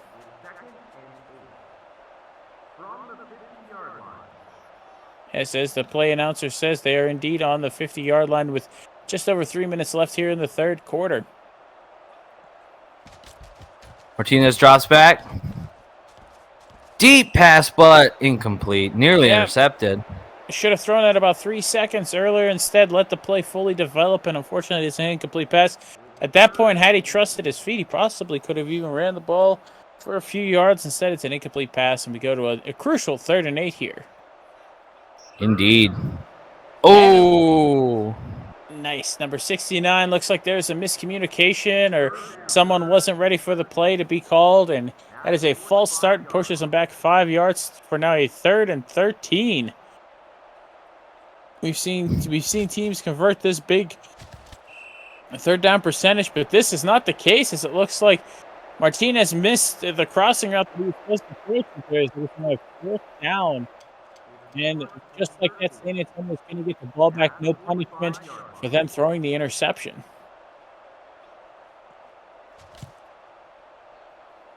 So that is a weak punt. Looks like the ball is going to hit the ground and take a Denver bounce and go out of bounds at the 12-yard line. Denver is very lucky that ball took a proper bounce, or else that was going to be a rough day for the defense. Instead, San Antonio is pinned deep in their own territory here as oof. Almost intercepted once again. By the end of this season, we are going to see completion percentages, and we are going to see that quarterbacks need to get their stuff together for possible next season, ladies and gentlemen, as Lenova calling out plays at the line, hikes the ball. And it looks like there may have been some pass interference on the play, but they don't throw the flag. So yeah, bad call. A 3rd and 10 as the receiver was stopped in his tracks by a defender before the ball was even thrown. By my calculations, that is a pass interference and an automatic 1st down. Instead, it is 3rd and 10 here. Lenova back to throw and almost picked off. Oh my God! That is 3 straight passes that were almost picked off by the Sentinel quarterback. You have to wonder if maybe he's forcing things to try to get the ball moving, or if maybe it's just miscommunication. Whatever the case might be, San Antonio has come out flat here. Speaking of that previous pass interference call that was not called, you would think the officiating here in this match would be better, since it is a championship game, as fair catch has been called. You figure they throw out the best of the best for the best game, for the most important game during the football season.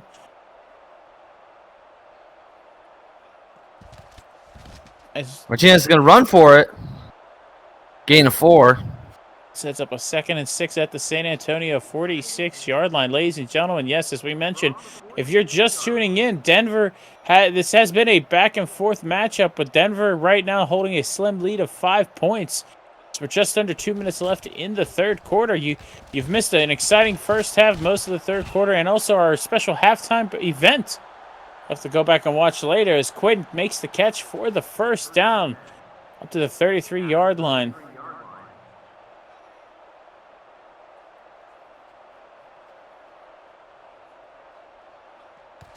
So let's see here. Milton gets the ball. Gains 4. Milton making sure if you average 4 yards a carry, you're going to get a 1st down every time, as that is, 4 yards, 4 yards. Yep, that 3 carries would be a 1st down, as Martinez is once again hampered by his offensive line.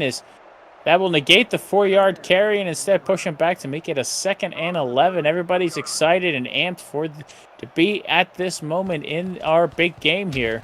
Oh, that was not a good play. I would not have called that play on a 2nd and 11 situation, but they do gain about 1 yard, as is now 3rd and 10 on the San Antonio's 33-yard line. As the clock is winding down here in the third quarter, Martinez is back. Going to throw the ball here. And is almost intercepted. Not sure if it was, once again, tipped at the line, a miscommunication, or just slipped out of Martinez's hands a little too late. But that'll set up 4th and 10 here. And Denver is punting it at the San Antonio 33-yard line. See if they can pin the Sentinels deep. That is a little too deep, as that ball will go out of the back of the end zone for a touchback. And a net 7-yard punt after the yardage from...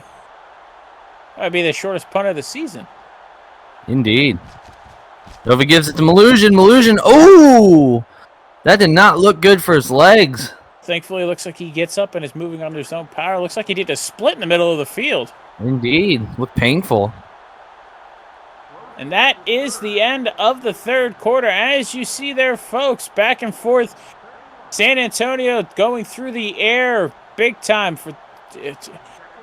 Oh, God, I'm reading that right. 24 out of 59 for 350 yards, but yet they are down by 5 here in the fourth quarter. This is the last quarter of the season. If either team has something special up their sleeves, now is the time to use it. As that is not special at all. That is a regular incomplete pass. Right? Indeed. I mean, at this point, if San Antonio can at least get in field goal range, they could definitely put a lot more pressure here in these last 15 minutes of the championship game.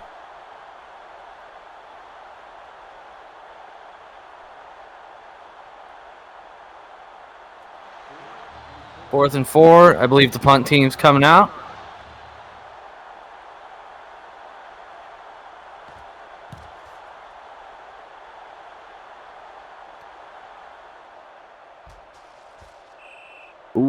Ooh.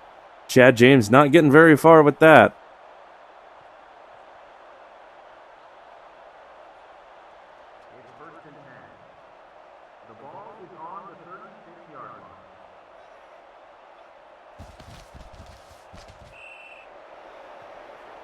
Quick pass, but it's incomplete.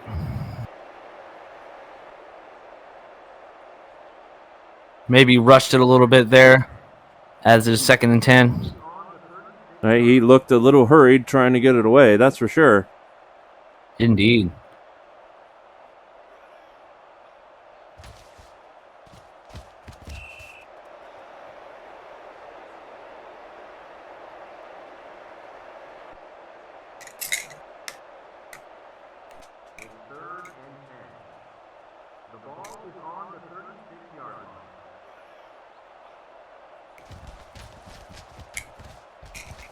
Oh.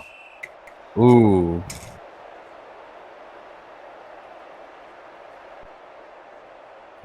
Not very good plays by the Denver Death Battlers as their punt team is now back on the field. As they are looking to pin San Antonio deep. And once again, a wobbly punt, a fair catch. And I think, unless my eyes are having trouble seeing because of... Yep, San Antonio is still going to set up with great field position at their own 40-yard line. As we are here, like I said, we are in the final quarter of the season, ladies and gentlemen. It's been a long road to get here, but here we are indeed. Oh, that easily could have been extra yards and maybe even 6 points for San Antonio, but it looks like Obsidian Sigma just missed the ball. It's instead a 2nd and 10.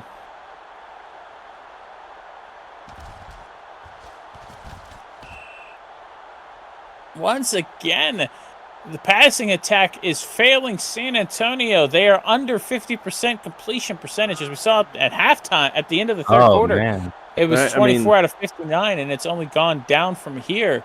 I mean, they might want to try a little bit differentiate up the running game, but not this time. As again, another incomplete pass happens. You hate to see something like this. It seems like San Antonio has indeed will live by the sword and die by the sword, as they are just relying only on their passing attack here, as it sets up a 4th and 10, and they are looking to punt this and pin the Death Battlers deep, as that ball is punted pretty well. Chad James not able to get over to it, but it rolls out of the back of the end zone for a touchback, sending the Death Battlers up at their own 25-yard line. Chad James making the smart decision to let that ball roll out of the end zone. I gotta say, I wonder if at this point, if what's happening here in this final quarter, if maybe the cold has just started affecting everybody, because all the snow and just the cold is just taking its toll at this point, because we've seen a lot of incomplete passes. I mean, it's been rough here as of late. There was a game you wanted to be on your sharpest. This is it, but This is this is the first time either team has seen snow this season. We've seen rain, we've seen extreme heats, but snow we have not seen, and here we are. If you wanted a level playing field, ladies and gentlemen, you got it with these elements here. As Martinez rolls back to throw, and is almost picked off.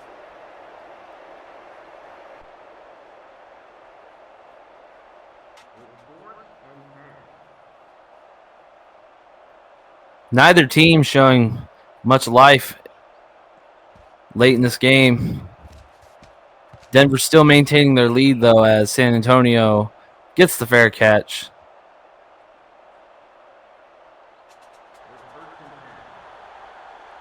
Here we go.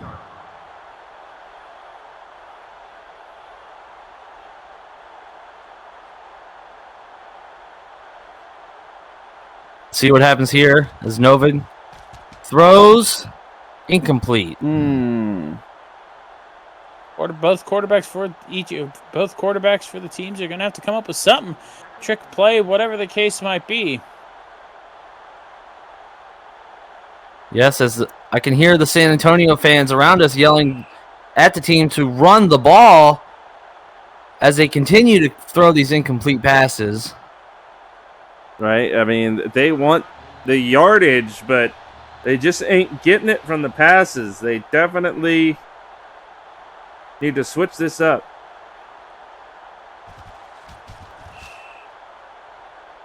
Oh, wow.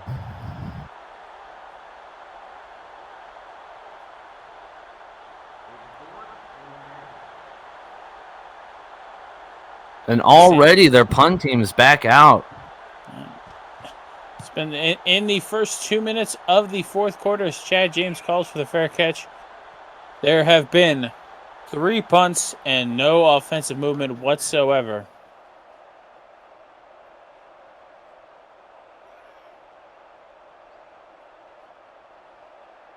See if we get a rushing play here. And another incomplete pass by Martinez.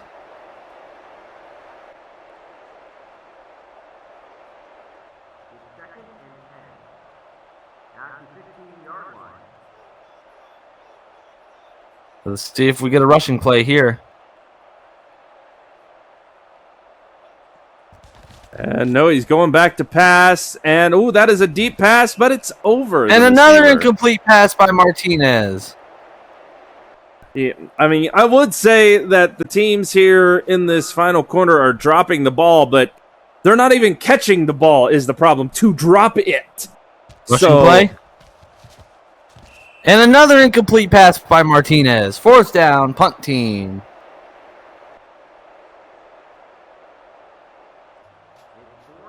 I have no idea what these offensive coordinators are thinking here in the last half of this game. In the last quarter of this game, neither team, they're both refusing to rush the ball. No positive gains, as fair catch called by, I believe, Vork. Yep. Rushing play.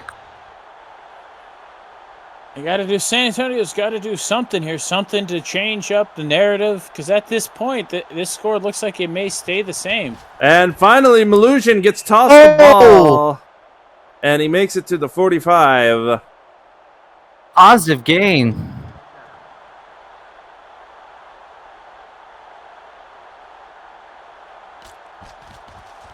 Back to passing. Nope.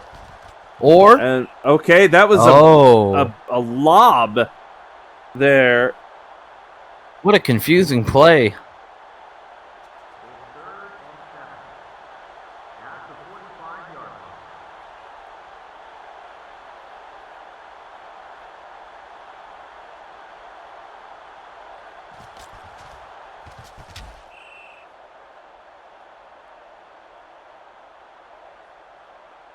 I have some advice for San Antonio. Do better. I mean, solid advice, but you want to try and be a little bit more specific? And that one bounces out of bounds. And it is 1st and 10.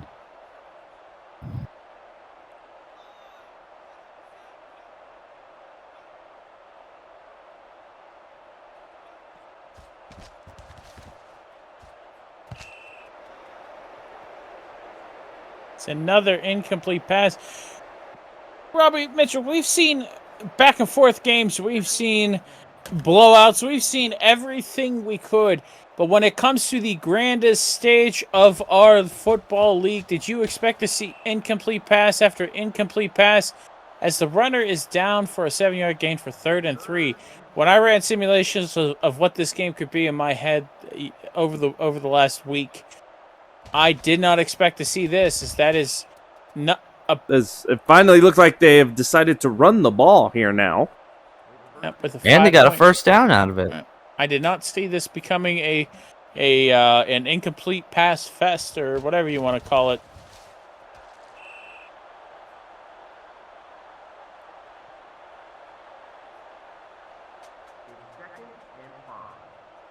Second and 5.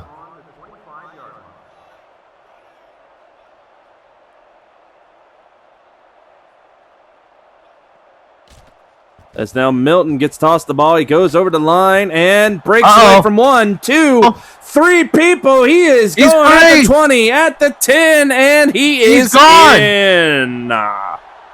They've extended their lead. Just like that, Denver listens to us instead of their own offensive coordinators, as it seems. As that is a touchdown for Milton, puts Denver up by possibly 12 here, pending this extra point.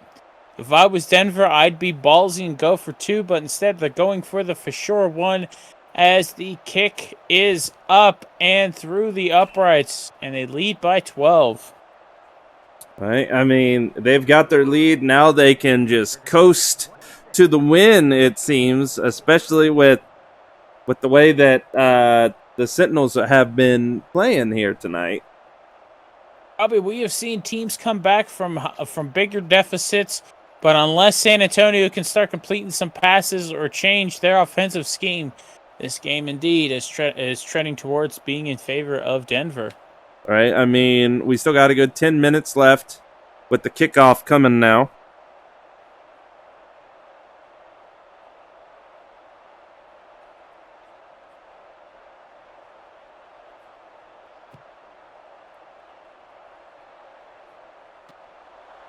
All right, Vork's got the ball, and he's got 3 guys on him, and he goes down at the 20.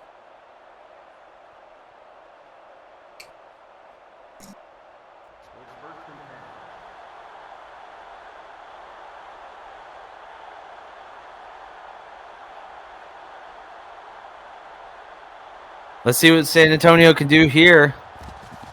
All right, Novid looking for a pass, and he gets it to Mega Mario, but he gets taken out. He flew. Ooh, that definitely was a high jump that just got rejected after trying to get his hands on the ball there.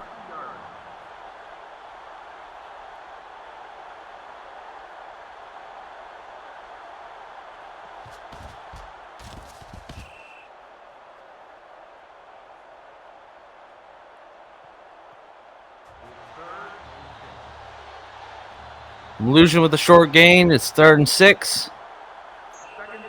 Oh, no. That's not good for San Antonio. Nope, Swanigan getting a little ahead of themselves there. Making this 3rd and 11 now. As Novid got plenty of time to think, and Sigma with a good catch, saving the Sentinels with a first down. Obsidian Sigma coming through for his quarterback as the big 1-2 punch for San Antonio, looking like they're starting to come alive here. And again, a good catch by Obsidian Sigma. But yes, you are correct in what you were saying. Please continue. Yes, as what has carried San Antonio through the second half of the season, as well as their immaculate playoff run, has been the 1-2 punch of Lenovid and Obsidian Sigma.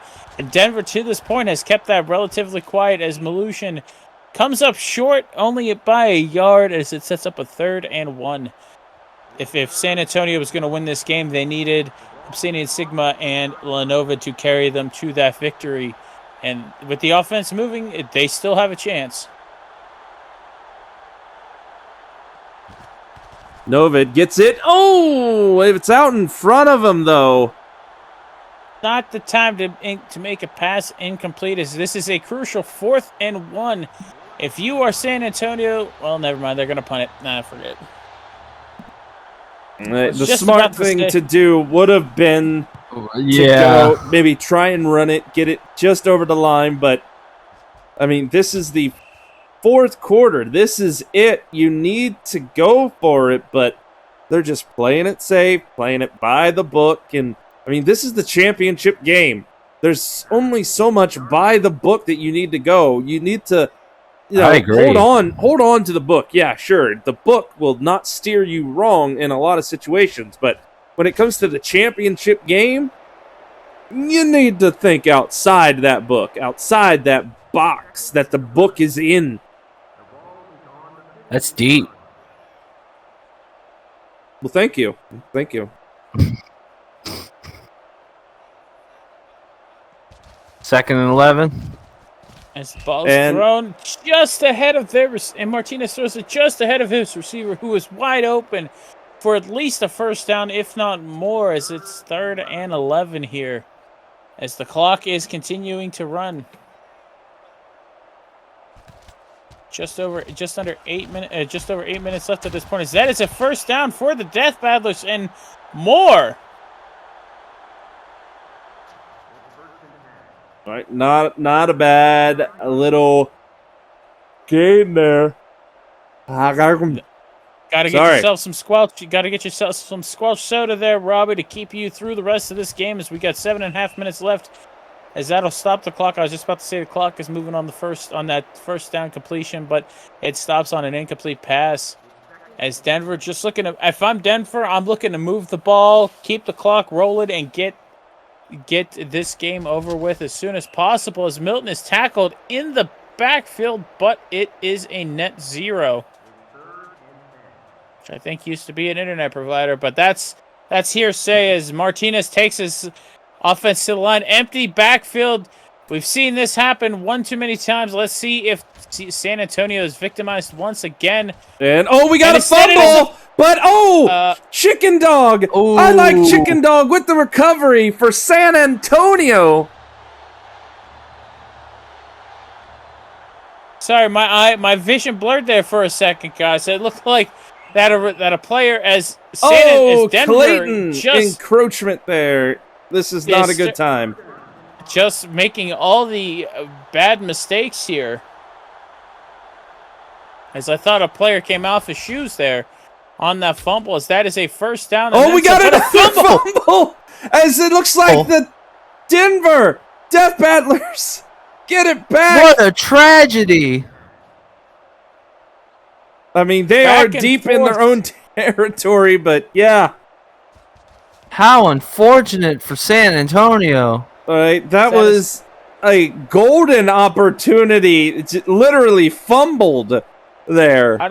I don't think you could have had anything gifted better to them if they were looking to win the game. That's the drive to come back with. Instead, they fumble the ball away. And just like that, oh wow, Mickens is gone. That is your ball game, ladies and gentlemen. I'm putting my stamp down. This game is over. Nails in the coffin. Fat lady singing. You say it. We spray it. That is it. As Mickens makes the catch and just blows by all San Antonio defenders here. Indeed. You can see the Denver coaches and staff on the sideline celebrating. It also feeling like I do that this game is out of reach for San Antonio. The extra point is up and good. And just like that, they lead by 19. Right, but we got 6 minutes on the clock at this point. So the Sentinels can still do something, but I don't think they're going to be able to do that much of a something to come back from this deficit. They could definitely close it. I don't think they could overcome. Perfect opportunity, and they fumbled it away, and now the game is basically over. I mean, this game has been tit for tat, back and forth, nearly all night long here, or day long, whatever. As the kick is away, Vork seeing how far he can get to help the Sentinels with this drive, duck and run, and to the 26.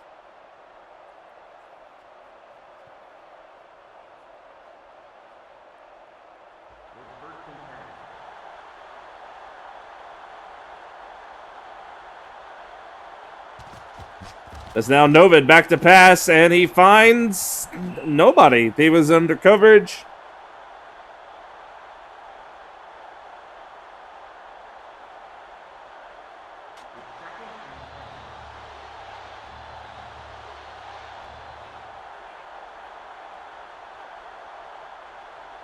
Here we go, 2nd and 10 on the 26.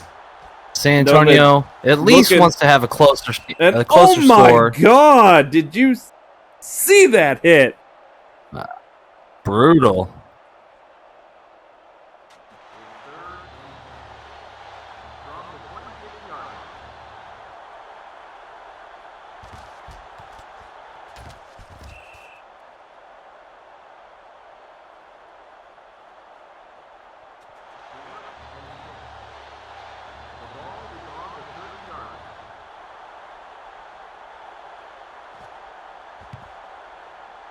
And there is the kick.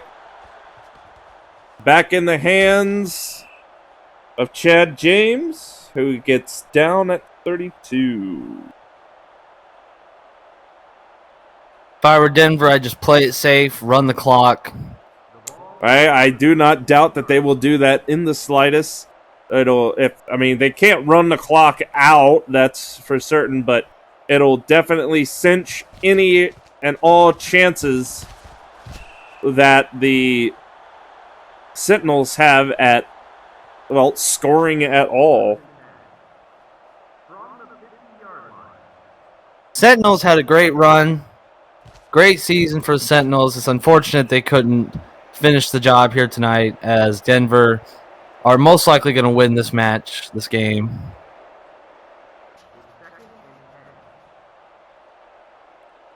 Second and 10.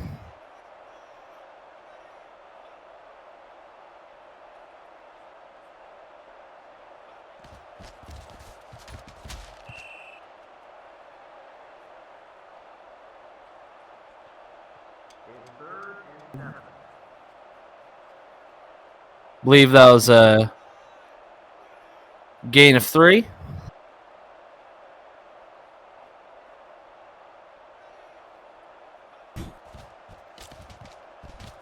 And, that's over his head there. Almost extended their lead there. All right, but 4th and 7. So they're going to punt it away. They're going to be deep in their own territory. And that is bouncing back into the end zone, which is, kind of sort of a good thing for them. It'll put them on the 25. So basically, they just need to score some more points and not go home completely embarrassed. Right, because right now score. that score not looking. Oh no! Oh, an interception. no! It's almost like he threw it directly to that man. Did you see that? That was rough. Yeah, I agree. That was not a good pass.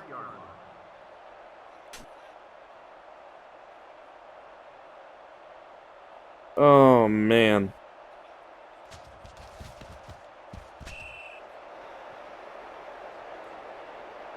Incomplete pass that'll stop the clock. Late in the 4th quarter.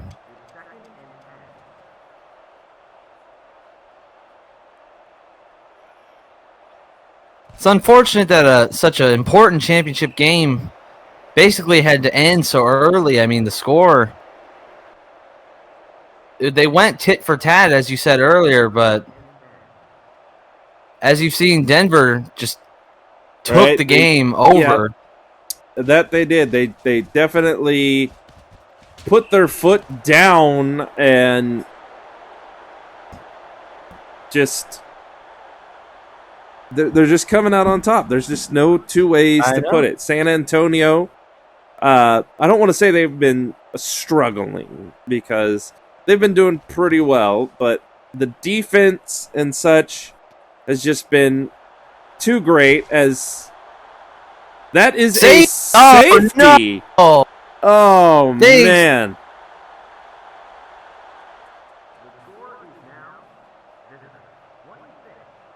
Denver is just unloaded all over San Antonio. Right. San Antonio here tonight. I mean, it is just getting messy at this point. I know.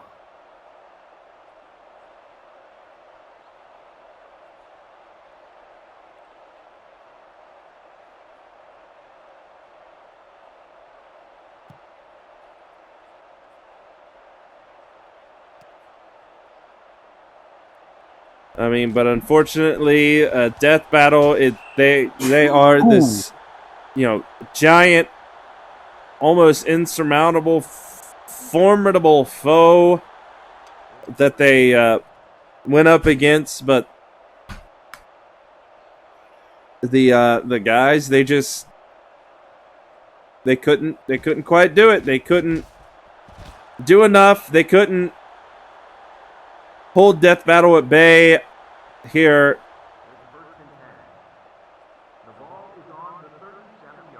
They tried so many different stuff, but it just did not catch on, did not get through, help them overcome and keep things going the way they needed them to be. So, as we are now under the 3-minute mark, it looks like Death Battle is just going to continue on and be the champions of the first season of the G1 Football League.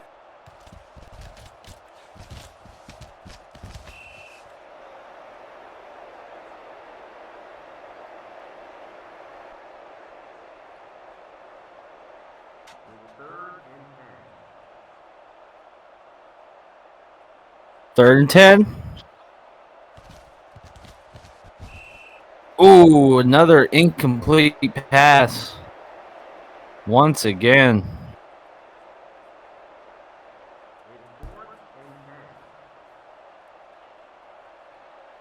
Go for it. All right, I mean, they're going for the punt. I respect that call, Mitchell, even though Denver is up by a bunch. Why not have some fun and go with it? As that ball is fair. Fair caught. Well, they're slipping and sliding all over the field in the snow. I'm not surprised if they're just having fun in it at this point. They know what's up. Being up by 3 scores, I don't blame them at this point if they're sliding like they're celebrating. Yeah. As that is another incomplete pass. San Antonio's walking away from this game wondering what could have been, as they had a hell of a second half run as well as a hell of a postseason. And the thing that betrayed them was the thing that got them here was their passing attack, ladies and gentlemen. Fellas, if you look down at the field, you can see both the offensive and defensive coordinators of San Antonio doing snow angels on the sideline, but that's okay. It is 3rd and 5. At this point, I think if that's what we're seeing, that is indeed what we are seeing on the sideline. I think both teams are happy to be here in the snow. As we haven't had this is the first, as we mentioned at the beginning of the broadcast multiple times throughout, as that is completed pass, and Sigma just catching the ball, getting away from that defender who was trying to get him, but he runs out of bounds to stop. That was one of those memes, like what happens when your Xbox controller disconnects or the batteries run out. And Sigma just kind of stood there for a minute. That's a fair catch by Chad James. Looks like there was some issue with him turning around, but 1st and 10 at the San Antonio territory at this point, the 48-yard line. We've had rain, we've had heat, we've had nice temperatures, we've had everything except snow, and it's great that is happening right now. I said it earlier that the game was over, and once again, this is just piling onto the fire that is double this over. Game. Denver has effectively at this point doubled the score of San Antonio At As this the point, they're fireworks just go adding insult to the injury. Indeed, pouring salt on the wound, throwing lemon juice into that paper cup, whatever you want to describe it as. It is happening here. As you ever spill lemon juice or salt into a paper cut? It is not fun. I've never heard of lemon juice, but that's an interesting metaphor there. Listen, and my past is my past. And speaking of passing, that is what Denver did there on that play. One pass for the touchdown as they double the San Antonio score. And like we said before, this game is over. And time is just slowly taking its toll.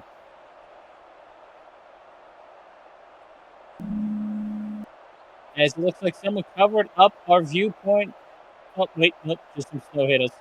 Some klutz in the stands decided to throw a snowball or snowpile at our the glass in front of us, block our view for a second. Indeed. All right, Bork with it. And tries to just leap over that defender, but he figures at this point, what's the point? Tries to leap a defender. Still giving it his all, man. Yeah, but that Denver defender was there waiting for him the whole time, ladies and gentlemen. Who just it was like they tried to do the jump from Dirty Dancing and it failed because Fork went over his head. So that is a run by Malusian. Gets out and an 8-yard gain. Fork did not have the time of his life on that return. Instead, he got tackled. And there's the 2-minute warning. 2-minute warning. Let's see if Denver uses any of their timeouts at this point. Just let the clock run down. Let's get this game over with, so that way you have as much time as you need to celebrate.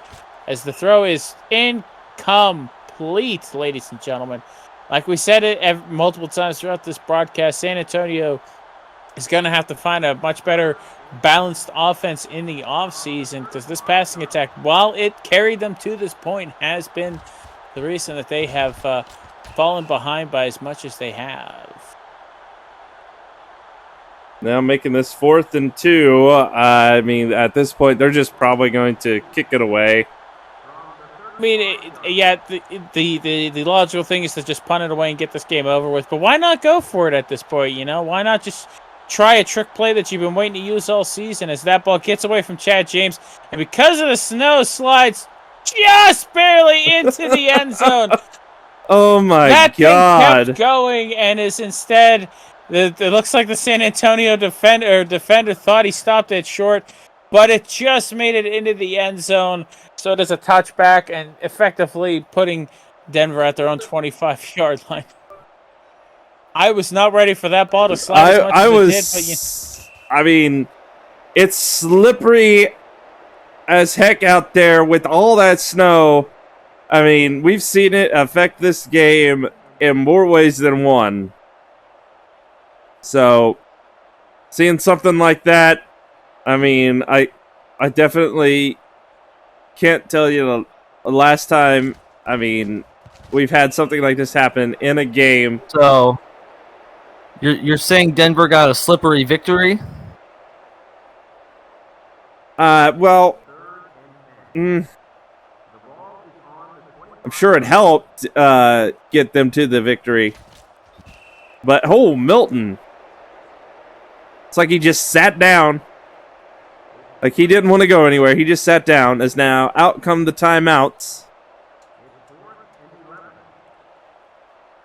Yep, San Antonio still saving face, calling timeouts and all that good stuff, even though this game is well without reach for them. This game is, like we said, the fat lady has sung, all that good stuff. This game is indeed over. Whoa.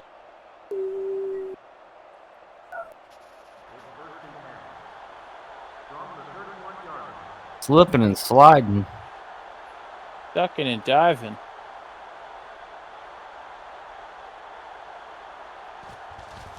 As now Malusian. Oh! Tried a little chucking and jiving, but just got stopped as another timeout comes. They only got one left.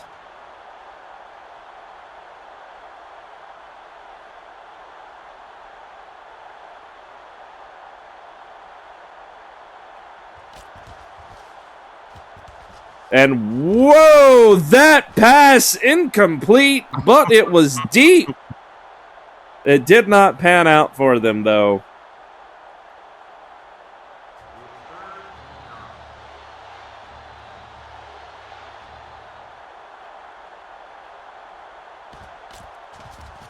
And now Garrett gets stopped there. Just 2 yards away from the first down. There's the timeout, but odds are they're going to punt it away again.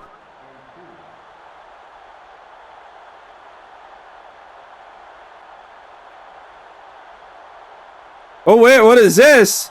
They're going for it. For all the laws and that. A turnover.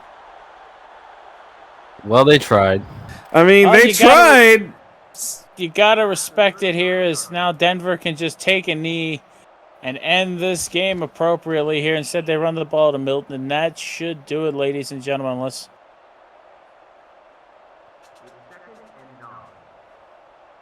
They got to line up one last time. Will they run down the clock? Or no, they're going to snap it, give it to Milton, and that should do it right there. That is it.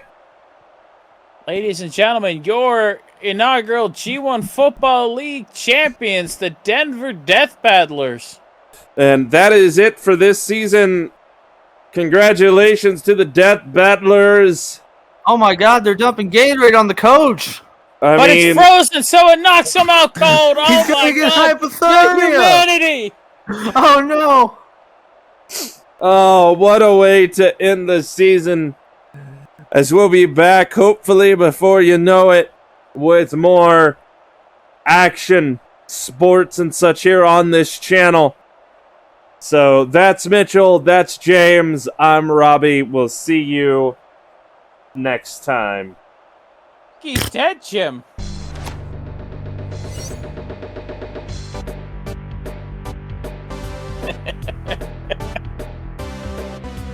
Well, that does it. That's all of it. Times. Good times.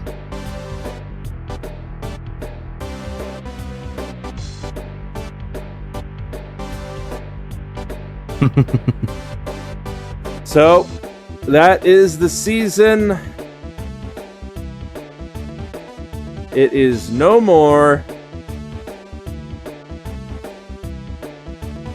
Death Battle wins. They continue on. LOL.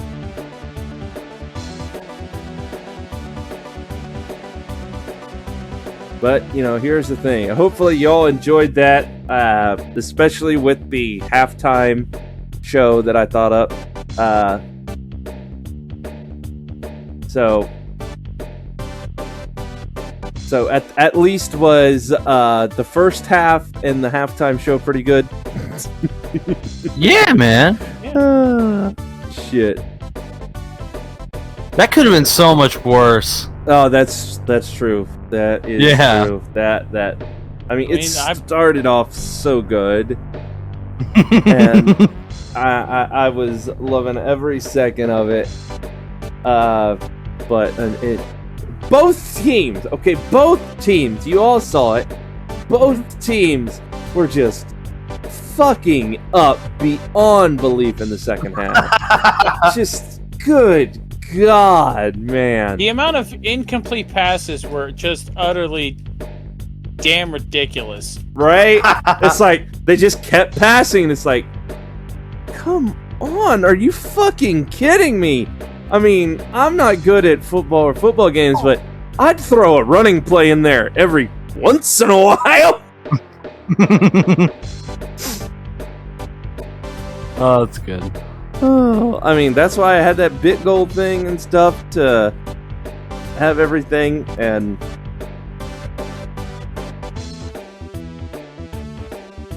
hopefully the halftime show was a good little surprise, which, by the way, yes, I did throw that together today. It was a last minute thing that I put together and I tested, and it worked out to my surprise. So, yay! You can beat Wall Street. I get it.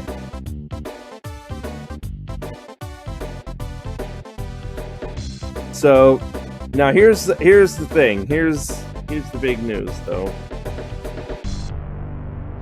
This game that I use, Doug Flutie's Maximum Football 2020.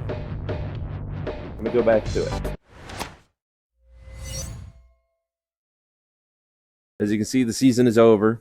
I don't know what the hit.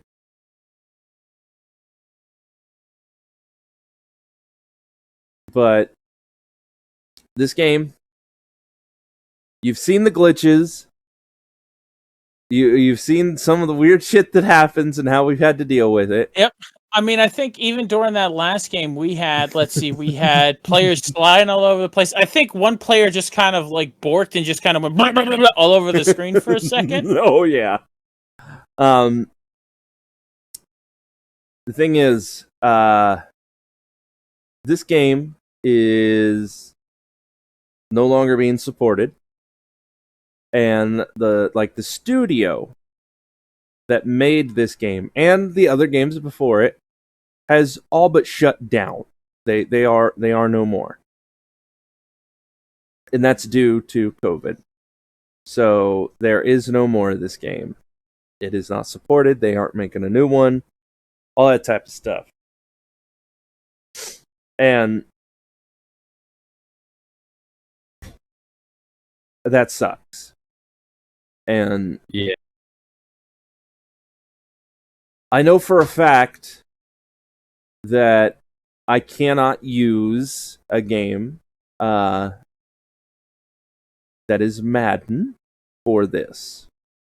And before doing this season, I've said it at the beginning, I've told Jimbo and Hydro and a lot of you on stream that I looked and looked on PC and console.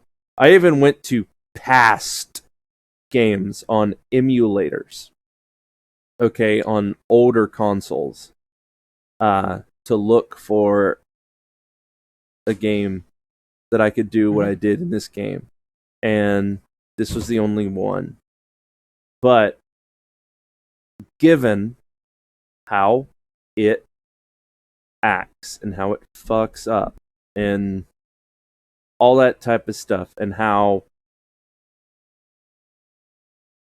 okay, this ain't a knock against the game, considering the studio and stuff was small and stuff. The game doesn't look all that great. Alright, it doesn't. Alright, for what it is, yeah, it looks fine, but it has so much shit going against it. You know? I'll be honest, there is a reason why I wanted 2 other people with me, because of my obvious lack of football knowledge. There's a reason why I wanted Jimbo and Hydro to join in, because I thought it would help overshadow the shortcomings of the game, having more people in commentary. So maybe you wouldn't notice a lot of the flaws and that type of stuff. But overall, I will say, and hopefully you all feel the same, that for what it was okay. It was pretty good. It wasn't amazing, but given the limitations, it was okay. But I will say that me, as the person who put in all the work, done all this stuff, and managed to somehow convince these 2 to join me for several weeks on certain times, doing certain things that I will say that I don't know if I want to do this again, like in this game, because it's like the only freaking option that I have. Right. Because while it was, fine, I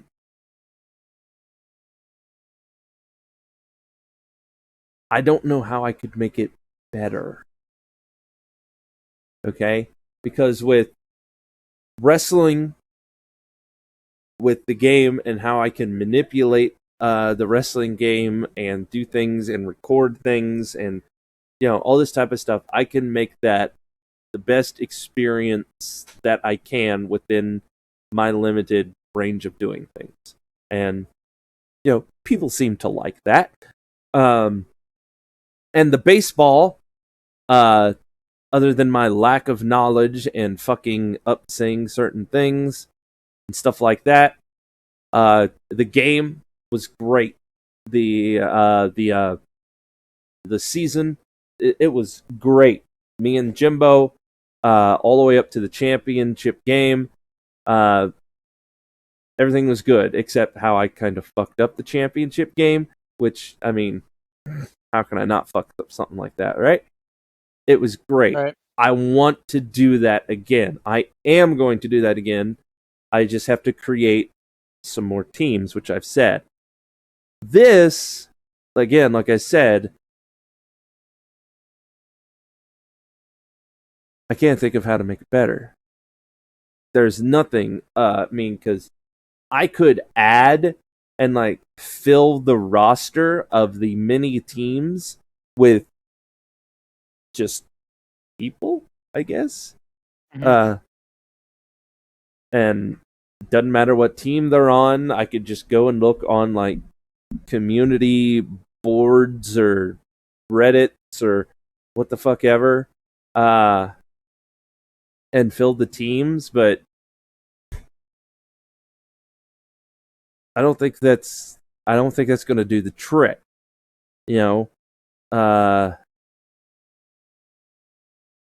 And what I did tonight, granted, yes, it was a last minute addition.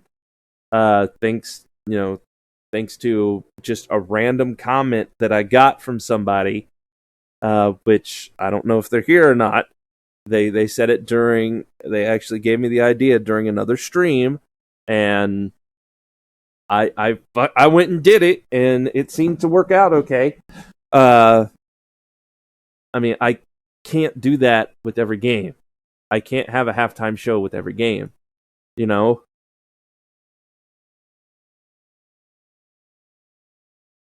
So unless I find something somehow, somewhere, I don't know if the football stuff is going to come back. Because at this moment, it's like,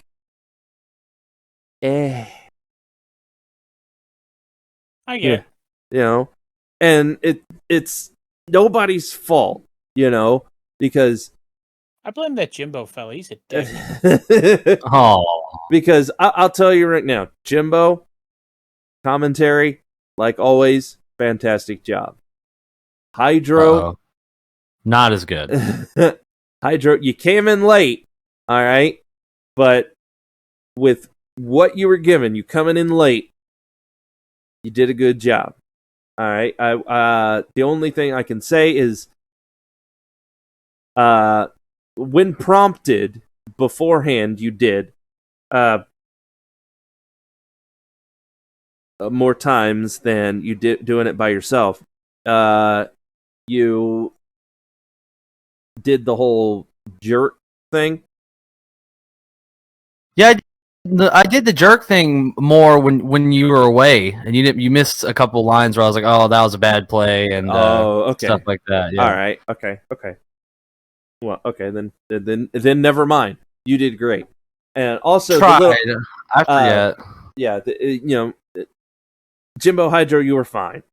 Okay. I did what I would normally do on commentary, to an extent, and when I flipped it over to the wrestling, the halftime show, to that match, and I've essentially switched on my Rob character and went into commentary mode and had you guys there. Fucking Hydro. You just went about calling the fucking match. I'm sorry. It was a good match, and I wanted to pretend like. I don't know. You were fine. Hey, you know I got carried away. And that's fine that you got carried away. You made up for it by explaining that at one point that you're a fan, that you watch. Yeah, I know. Okay, so I wanted to try and stay in character. I was like, I'm just a big fan. I'm a mark myself. I love this stuff. Right, so that was great. And Jimbo, you did amazing as well.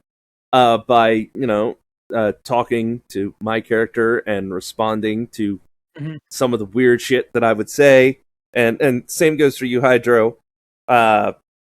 So that was great. I literally flipped it around to where, okay, my wrestling guy is now here with two football guys, and one of them's a big fan, the other is just a football guy, and it was fine. I do believe at one point Woody said, if he's still here, Woody said, "This is too dang meta for me," and yeah, it was. That was the whole point. Because I went in deep, because why not? Everything is supposed to be connected in this sports universe that I'm going for, because I mean, we mentioned wrestling and baseball all the time on the other shows, and I even try to comment on, like, when I do other streams of stuff on this channel. It hurts my brain.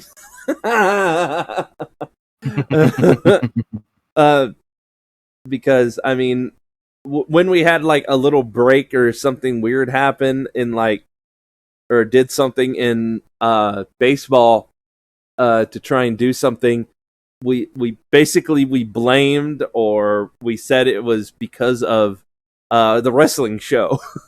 So everything is a part of it, and me doing that halftime show helped. It helped. Unfortunately, if this doesn't come back, it's going to be weird, but hopefully me doing this helps you understand why I feel that it may not come back. But luckily, because I don't know if you saw Hydro. I know Jimbo might have saw it, but that little thing that I did called G1 Fight Night, that was the G1 UFC Fight Night. I remember you announced it. I was here when you announced it. Yeah. Well, we did that, and that was a great time. But I mean, obviously, it's only going to be a limited thing. It's only going to be every once in a while, with various characters that I have to now create, or creating, and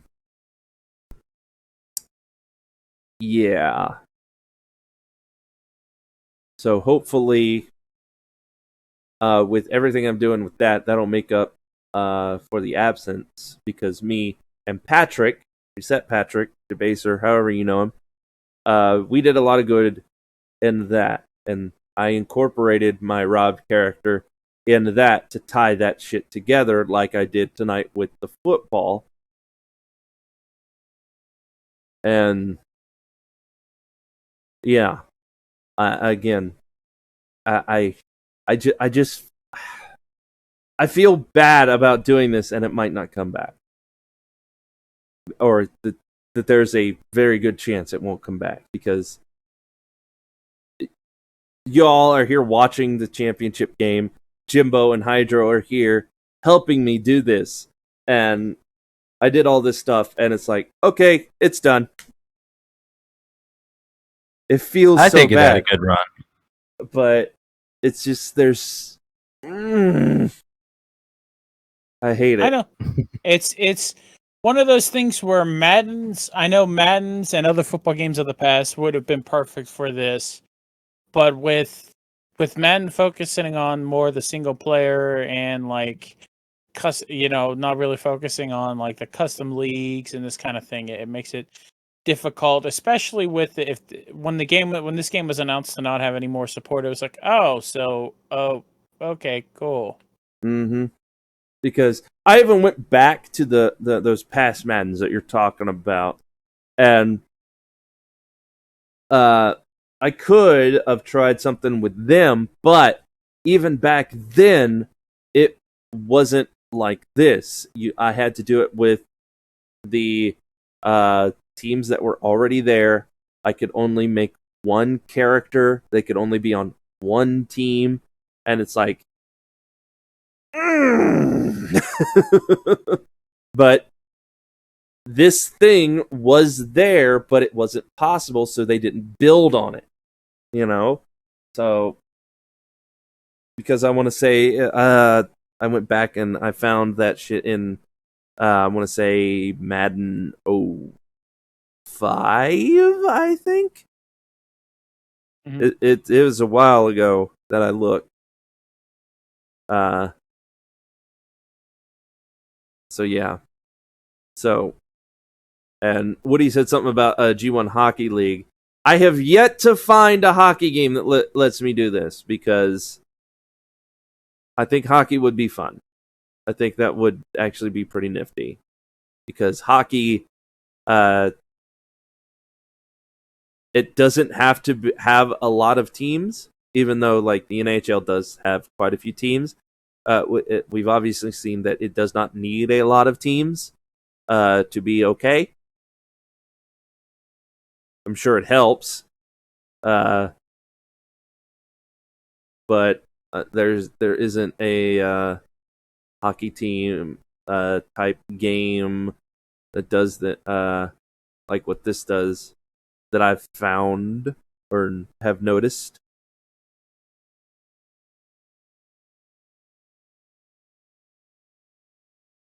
Now, cricket, on the other hand. Oh god.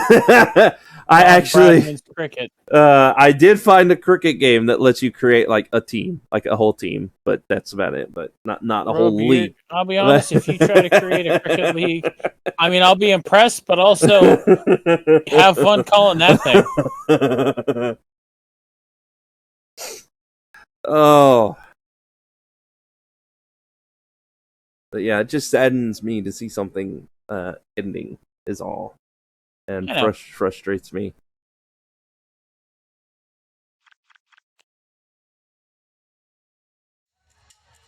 And that is it. Yeah.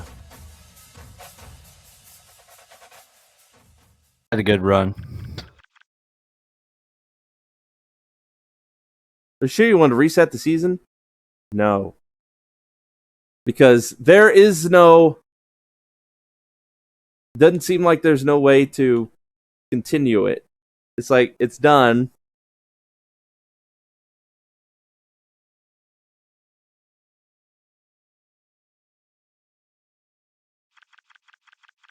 There's nothing else I can do.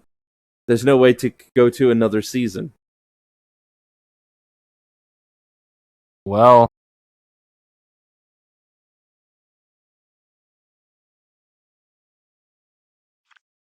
so that's a nice, weird thing. Oh, well, but hey, we did it. If nothing else, we did it. we did it. We did it for essentially 15 plus weeks. We brought you a handmade G1 football league with a bunch of people you know or maybe don't know. And Florida didn't win this, much like they did the baseball. They did not win this. That is true.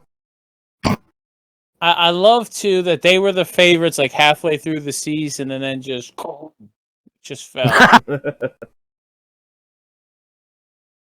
I want to see. Do they show like What? completion percentage or something like that per team? Can you scroll to the right and see if they show the completion percentage as a stat passing wise, just in general? That's as far as it goes. Hang on. Fuck. All right, Passing. passing. That's it. Okay, is there a completion percentage? Yes, percentage. Okay. Okay. No. Okay. Duck Flutie. Those must have been the games we didn't watch. So, okay.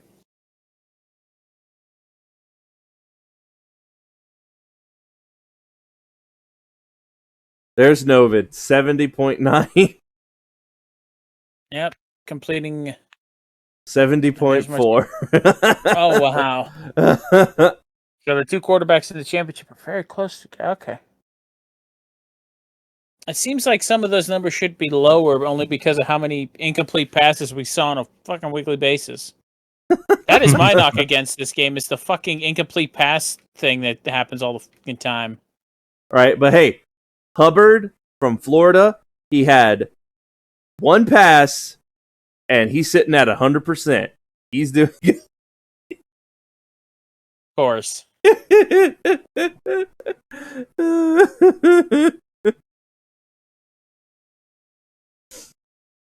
So, Florida, fudging the numbers there with some bullshit.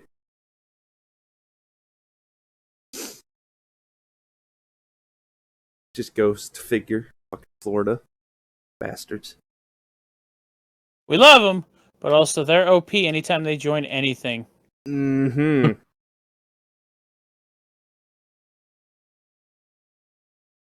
All right, so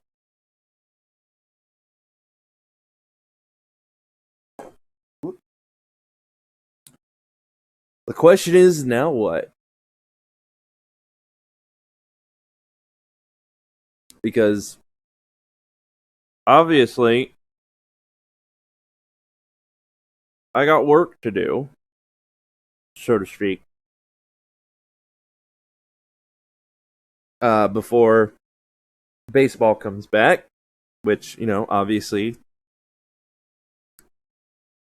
being away from something makes you yearn for it. And eventually baseball is coming back, but I still have some work to do on it. To get those teams and players ready. Obviously, football going away. So that's an opening, so to speak. Wrestling still going to be a thing. Eventually, depending on what happens with the new game, going to have to build that up, which is always fun.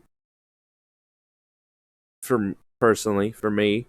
And Oh, yeah. By the way, folks, if you're watching this here with us on Twitch, throw some hands up in the chat, or some attaboys, or some G1 emotes, or something in the chat. Robe was complimenting us, but goddamn it, I'm going to compliment him a little bit here. Yeah, man. The amount of no, Robe, you're going to listen to me, okay? You're not Woody. No, you're not Woody. You're going to accept my compliments here, okay? The amount of work and effort that goes into this, whether it was the football, the baseball, whether it's the G1 Wrestling Universe, whatever the case might be, the amount of work behind the scenes he does to make all of this stuff happen is just amazing. I mean, I show up for baseball, I show up for football, and all I have to do is just talk. Robe has to go in, create teams, create logos sometimes, try to make the wrestlers look as close as they can. Same with the players, same with everything. So if you're watching this in Twitch with us, throw some appreciation to Robe, because, like I said, he does 99% of the work. The other 1% is whether it's baseball with myself or football with me and Hydro. We just show up and we just talk. Robe's the one really running all of this. We're just here to help him with it. There you go. Look at that. Woody man showing the appreciation with 1,000 bits. I'm not reading that. I'm not reading what he wrote after that. But like I said, folks. Thank you, Woody, very much for 1,000 bits. like I said, the amount of work with the character creation, the team creations, just all of this. I mean, one of the highlights of it was listening to Robe's jaw hit the floor when I told him how many people were potentially going to be on a football team and how many people he might have to create. And he's like, okay, how can we shrink that? Okay, well, here's what you do. Skill positions, and that's it, and you'll be fine. And I mean, hey, that worked out. A lot of the people that we saw that were in those positions that did things were people that I put in those positions. Like tonight, Exactly. Wordman, Cade, Burner, freaking all of them. So you helped. So I mean, you helped. I mean, I put in the leg thumb work, I guess. So, thank you, I suppose. Yes, like I said, I just show up and I talk over things and try to add my 2 cents to all of this. But again, it's all Robe. So if you got a chance, if you send him, if you tweet at him, or just remember that this is all him. This is all his stuff. This is all his hard work. Yeah. So just send some love his way. Yeah. Well, the thing is, I like doing it, which might be weird to hear or think about. All right. Well, no, I can't be here if you like doing this stuff. I gotta. No, I'm kidding. And I do it because I like doing it. And I want to share it with everybody. And I love it when people nope. Can't say that. That just sounds weird. Nope, that sounds bad as well. And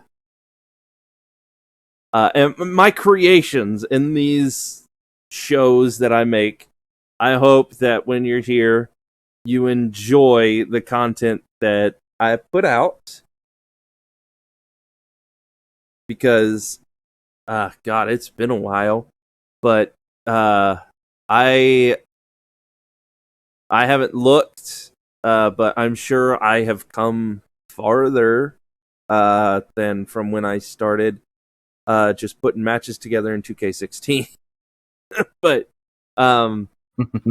because I haven't looked at that old stuff in a long time, but I hope you all enjoy it while I am doing it and enjoying myself. And again, like, I enjoyed the hell out of this, but it's just not good enough. As weird as that is to say. And I'm thank you for being proud of me, I guess, Woody. Thank you. Yeah. I'm proud that you finished the season. What, you didn't think I could do it? Is that it? Well, considering how long the end of the season was, the championship, how many weeks the championship game got delayed. Well, I mean, partially my fault. I'll accept blame on that. Well, the same day my wife had her surgery. Okay, right, and that kind of popped up. So you being gone, her surgery was on the same day. So it's like, no matter what, I was like, it ain't happening that day. Yeah, exactly. I mean, see, this one we were prepared for, but let's not forget when we did the baseball. Woody's speaking some truth there, but still, an entire season before it is. Yeah, and also right now, I do have a question. If anybody was here, anybody watched it, or anybody saw him, speaking of Tom, did Tom ever finish Spider-Man? Does anybody know? No. There might be a couple people who would answer that, but I don't think they're in chat right now, so I don't know. Because I was doing Spider-Man earlier, before this. Oh, he finished it. He went through the game and all the DLC, because apparently I'm about done with the DLC. And I have a question for you in regards to the game rope. Did you get hit by the train? I almost got hit by the train. Damn it. Almost got hit by the train. There's a clip of it. There's a clip of me very nearly getting hit by a train. I just got out of the way. Damn it, because I think every host at this point has gotten hit by that damn train. Oh no. I can't remember who it was. It might have been like a Silent Hero maybe. Or Woody, if he was here, he might have done it. Because I think somebody clipped it of me almost getting hit by that train. I know what you're talking about. Right. It was okay. It was okay. It was Woody. But yeah, I managed to not get hit by that train. It was oh, there was quite a stiff breeze. I just warned you. You warned me a little late. I could tell you that much because I moved out of the way and then that train just flew right the fuck by, but I did not get hit by it. But yeah, I'm almost done with like Spider-Man with the DLC, and then I get to move on to play through Miles Morales. You know, the first PS5 technically game I've ever played. Technically, even though Spider-Man Remastered is a PS5 game-ish, you know, I don't know. It's weird. And then that whole thing would be gone with me and the Sony exclusive stuff.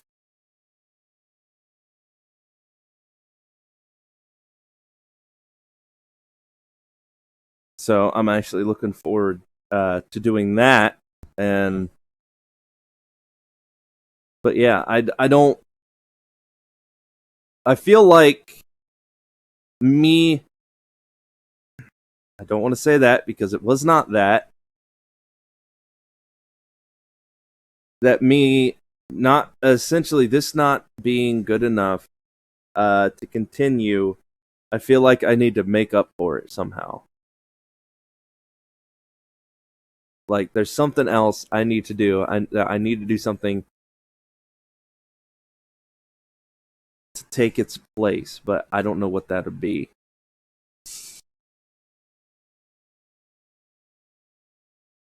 And I don't think there is anything, to be honest. Well, that's optimistic. I'm not trying to be pessimistic or optimistic. I'm just putting my thoughts and my feelings out here. Essentially, that I want to do this in more things, but I'm not allowed, or have the ability, not allowed. And you're not allowed rope ever.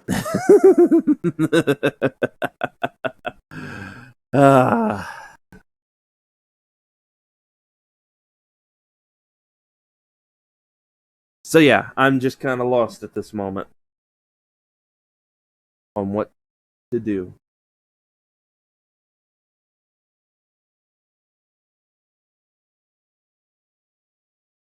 But it's not like I ain't got other shit to work on, I guess, to take up the space. I'll just have to hopefully make the G1 UFC stuff really good. Which, by the way, I am really interested in, let me bring it up, in doing more of, hey look, there's that cricket game I was talking about. Yeah, you thought I was fucking joking? That game right there, Fight Night Champion. If you got an Xbox, I'm thinking about like maybe doing a video of like I would for like wrestling to see if I can drum up any interest of people making a boxer and uploading them, and I download them, and maybe getting a boxing thing going. because the one thing we did after the UFC, that was fun. I enjoyed that, and if there was enough interest and enough support and enough people creating a character for themselves, that'd be something, I guess.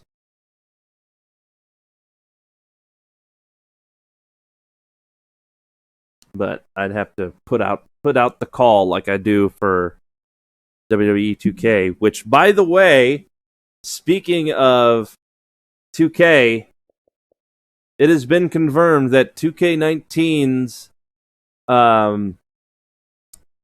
servers are being shut down.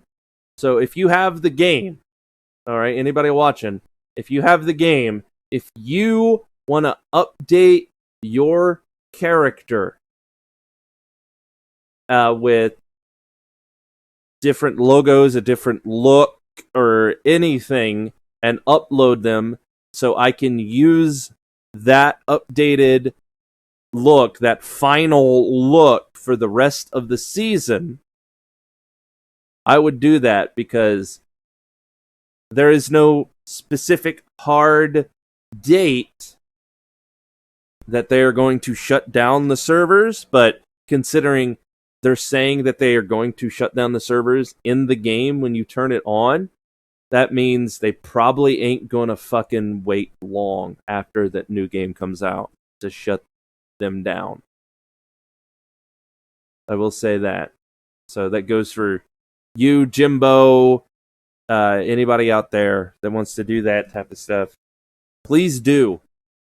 Because I know that every once in a while on the characters that I made that I do, I tweak and change up their look to help keep them fresh.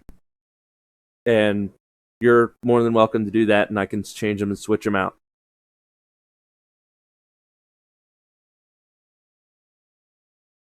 Because, you got to keep your character looking nice and fresh. Mm-hmm. Okay. I guess that's all out there and off my chest. And yeah.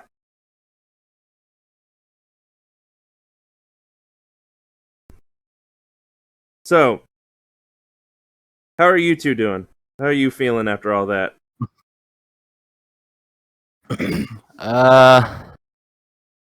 Kind of bittersweet seeing the football stuff end, actually. I know. Yeah. I don't know what else to say besides that. It's just, Yep. Yeah. 'Cause it's a big football league that's like.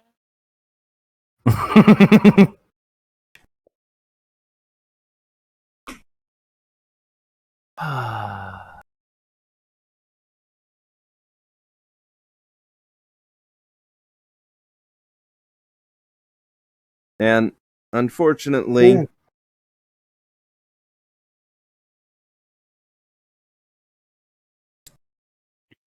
I cannot stay up and play Apex and stuff.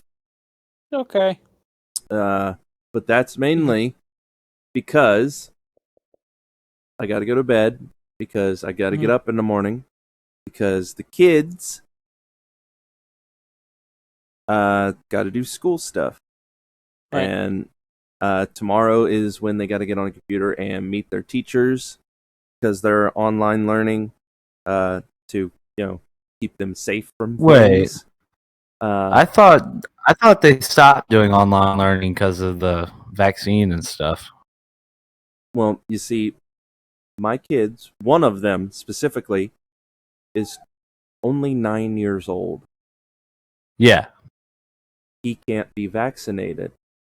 Oh yeah, duh. I'm half awake right now. Okay, no, it's fine. Okay. And we live in Ohio, in a rural area, and you could probably guess the kinds of people that live around here where we live. Oh yeah, I know that feel. Okay. And the school has said that essentially you don't need to wear a mask. They that's what they said, and there is no incentive to have the kids that can get it and go to school. Which my kids that are able to get it, they have gotten it. But yeah. So, and they also said that they aren't through the public school that they would normally go through. They are not offering online stuff. So essentially, we had to look elsewhere, and we found a online public school that it's an Ohio online public school, and all we had to do is get a computer for them, which nice. Unfortunately, those computers are not here yet. Oh, but they'll use mine. The only problem with mine is they're not a laptop. All right, that they can use that have like a built-in camera, because them being in a online camera, Zoom, essentially a Zoom call is what it'd be. I mean, if the teachers don't like that it don't have a camera, tough shit. Nothing I can do until their computers get here, their laptops in their room for their stuff. I just got to use mine. But yeah, I got to do that tomorrow, and so essentially it'll be somewhat similar to how things were last year during the day, but maybe I'll get to do some stuff during the day, because this online thing, they'll actually have access to a teacher. I won't be their teacher. They'll have a teacher that they can easily contact with a click or two and ask them questions, and they'll know what they're talking about. And I might be able to actually do something during the day for the school year, since our public school has decided to not take our kids' safety seriously with everything going on, which that is a whole different fucking discussion that I don't want to get in on, because it'll just piss me off. So yeah, I'm going to end the stream there. With that, I mean, odds are it'll be off stream, but I'll probably wind down by myself. Oh, I'm sure you've got plenty of thoughts on that, Woody, yourself, but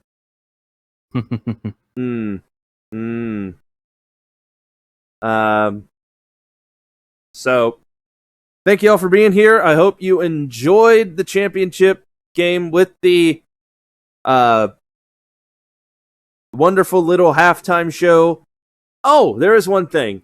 I'll admit I've been ignoring my YouTube stuff, my YouTube channel, by posting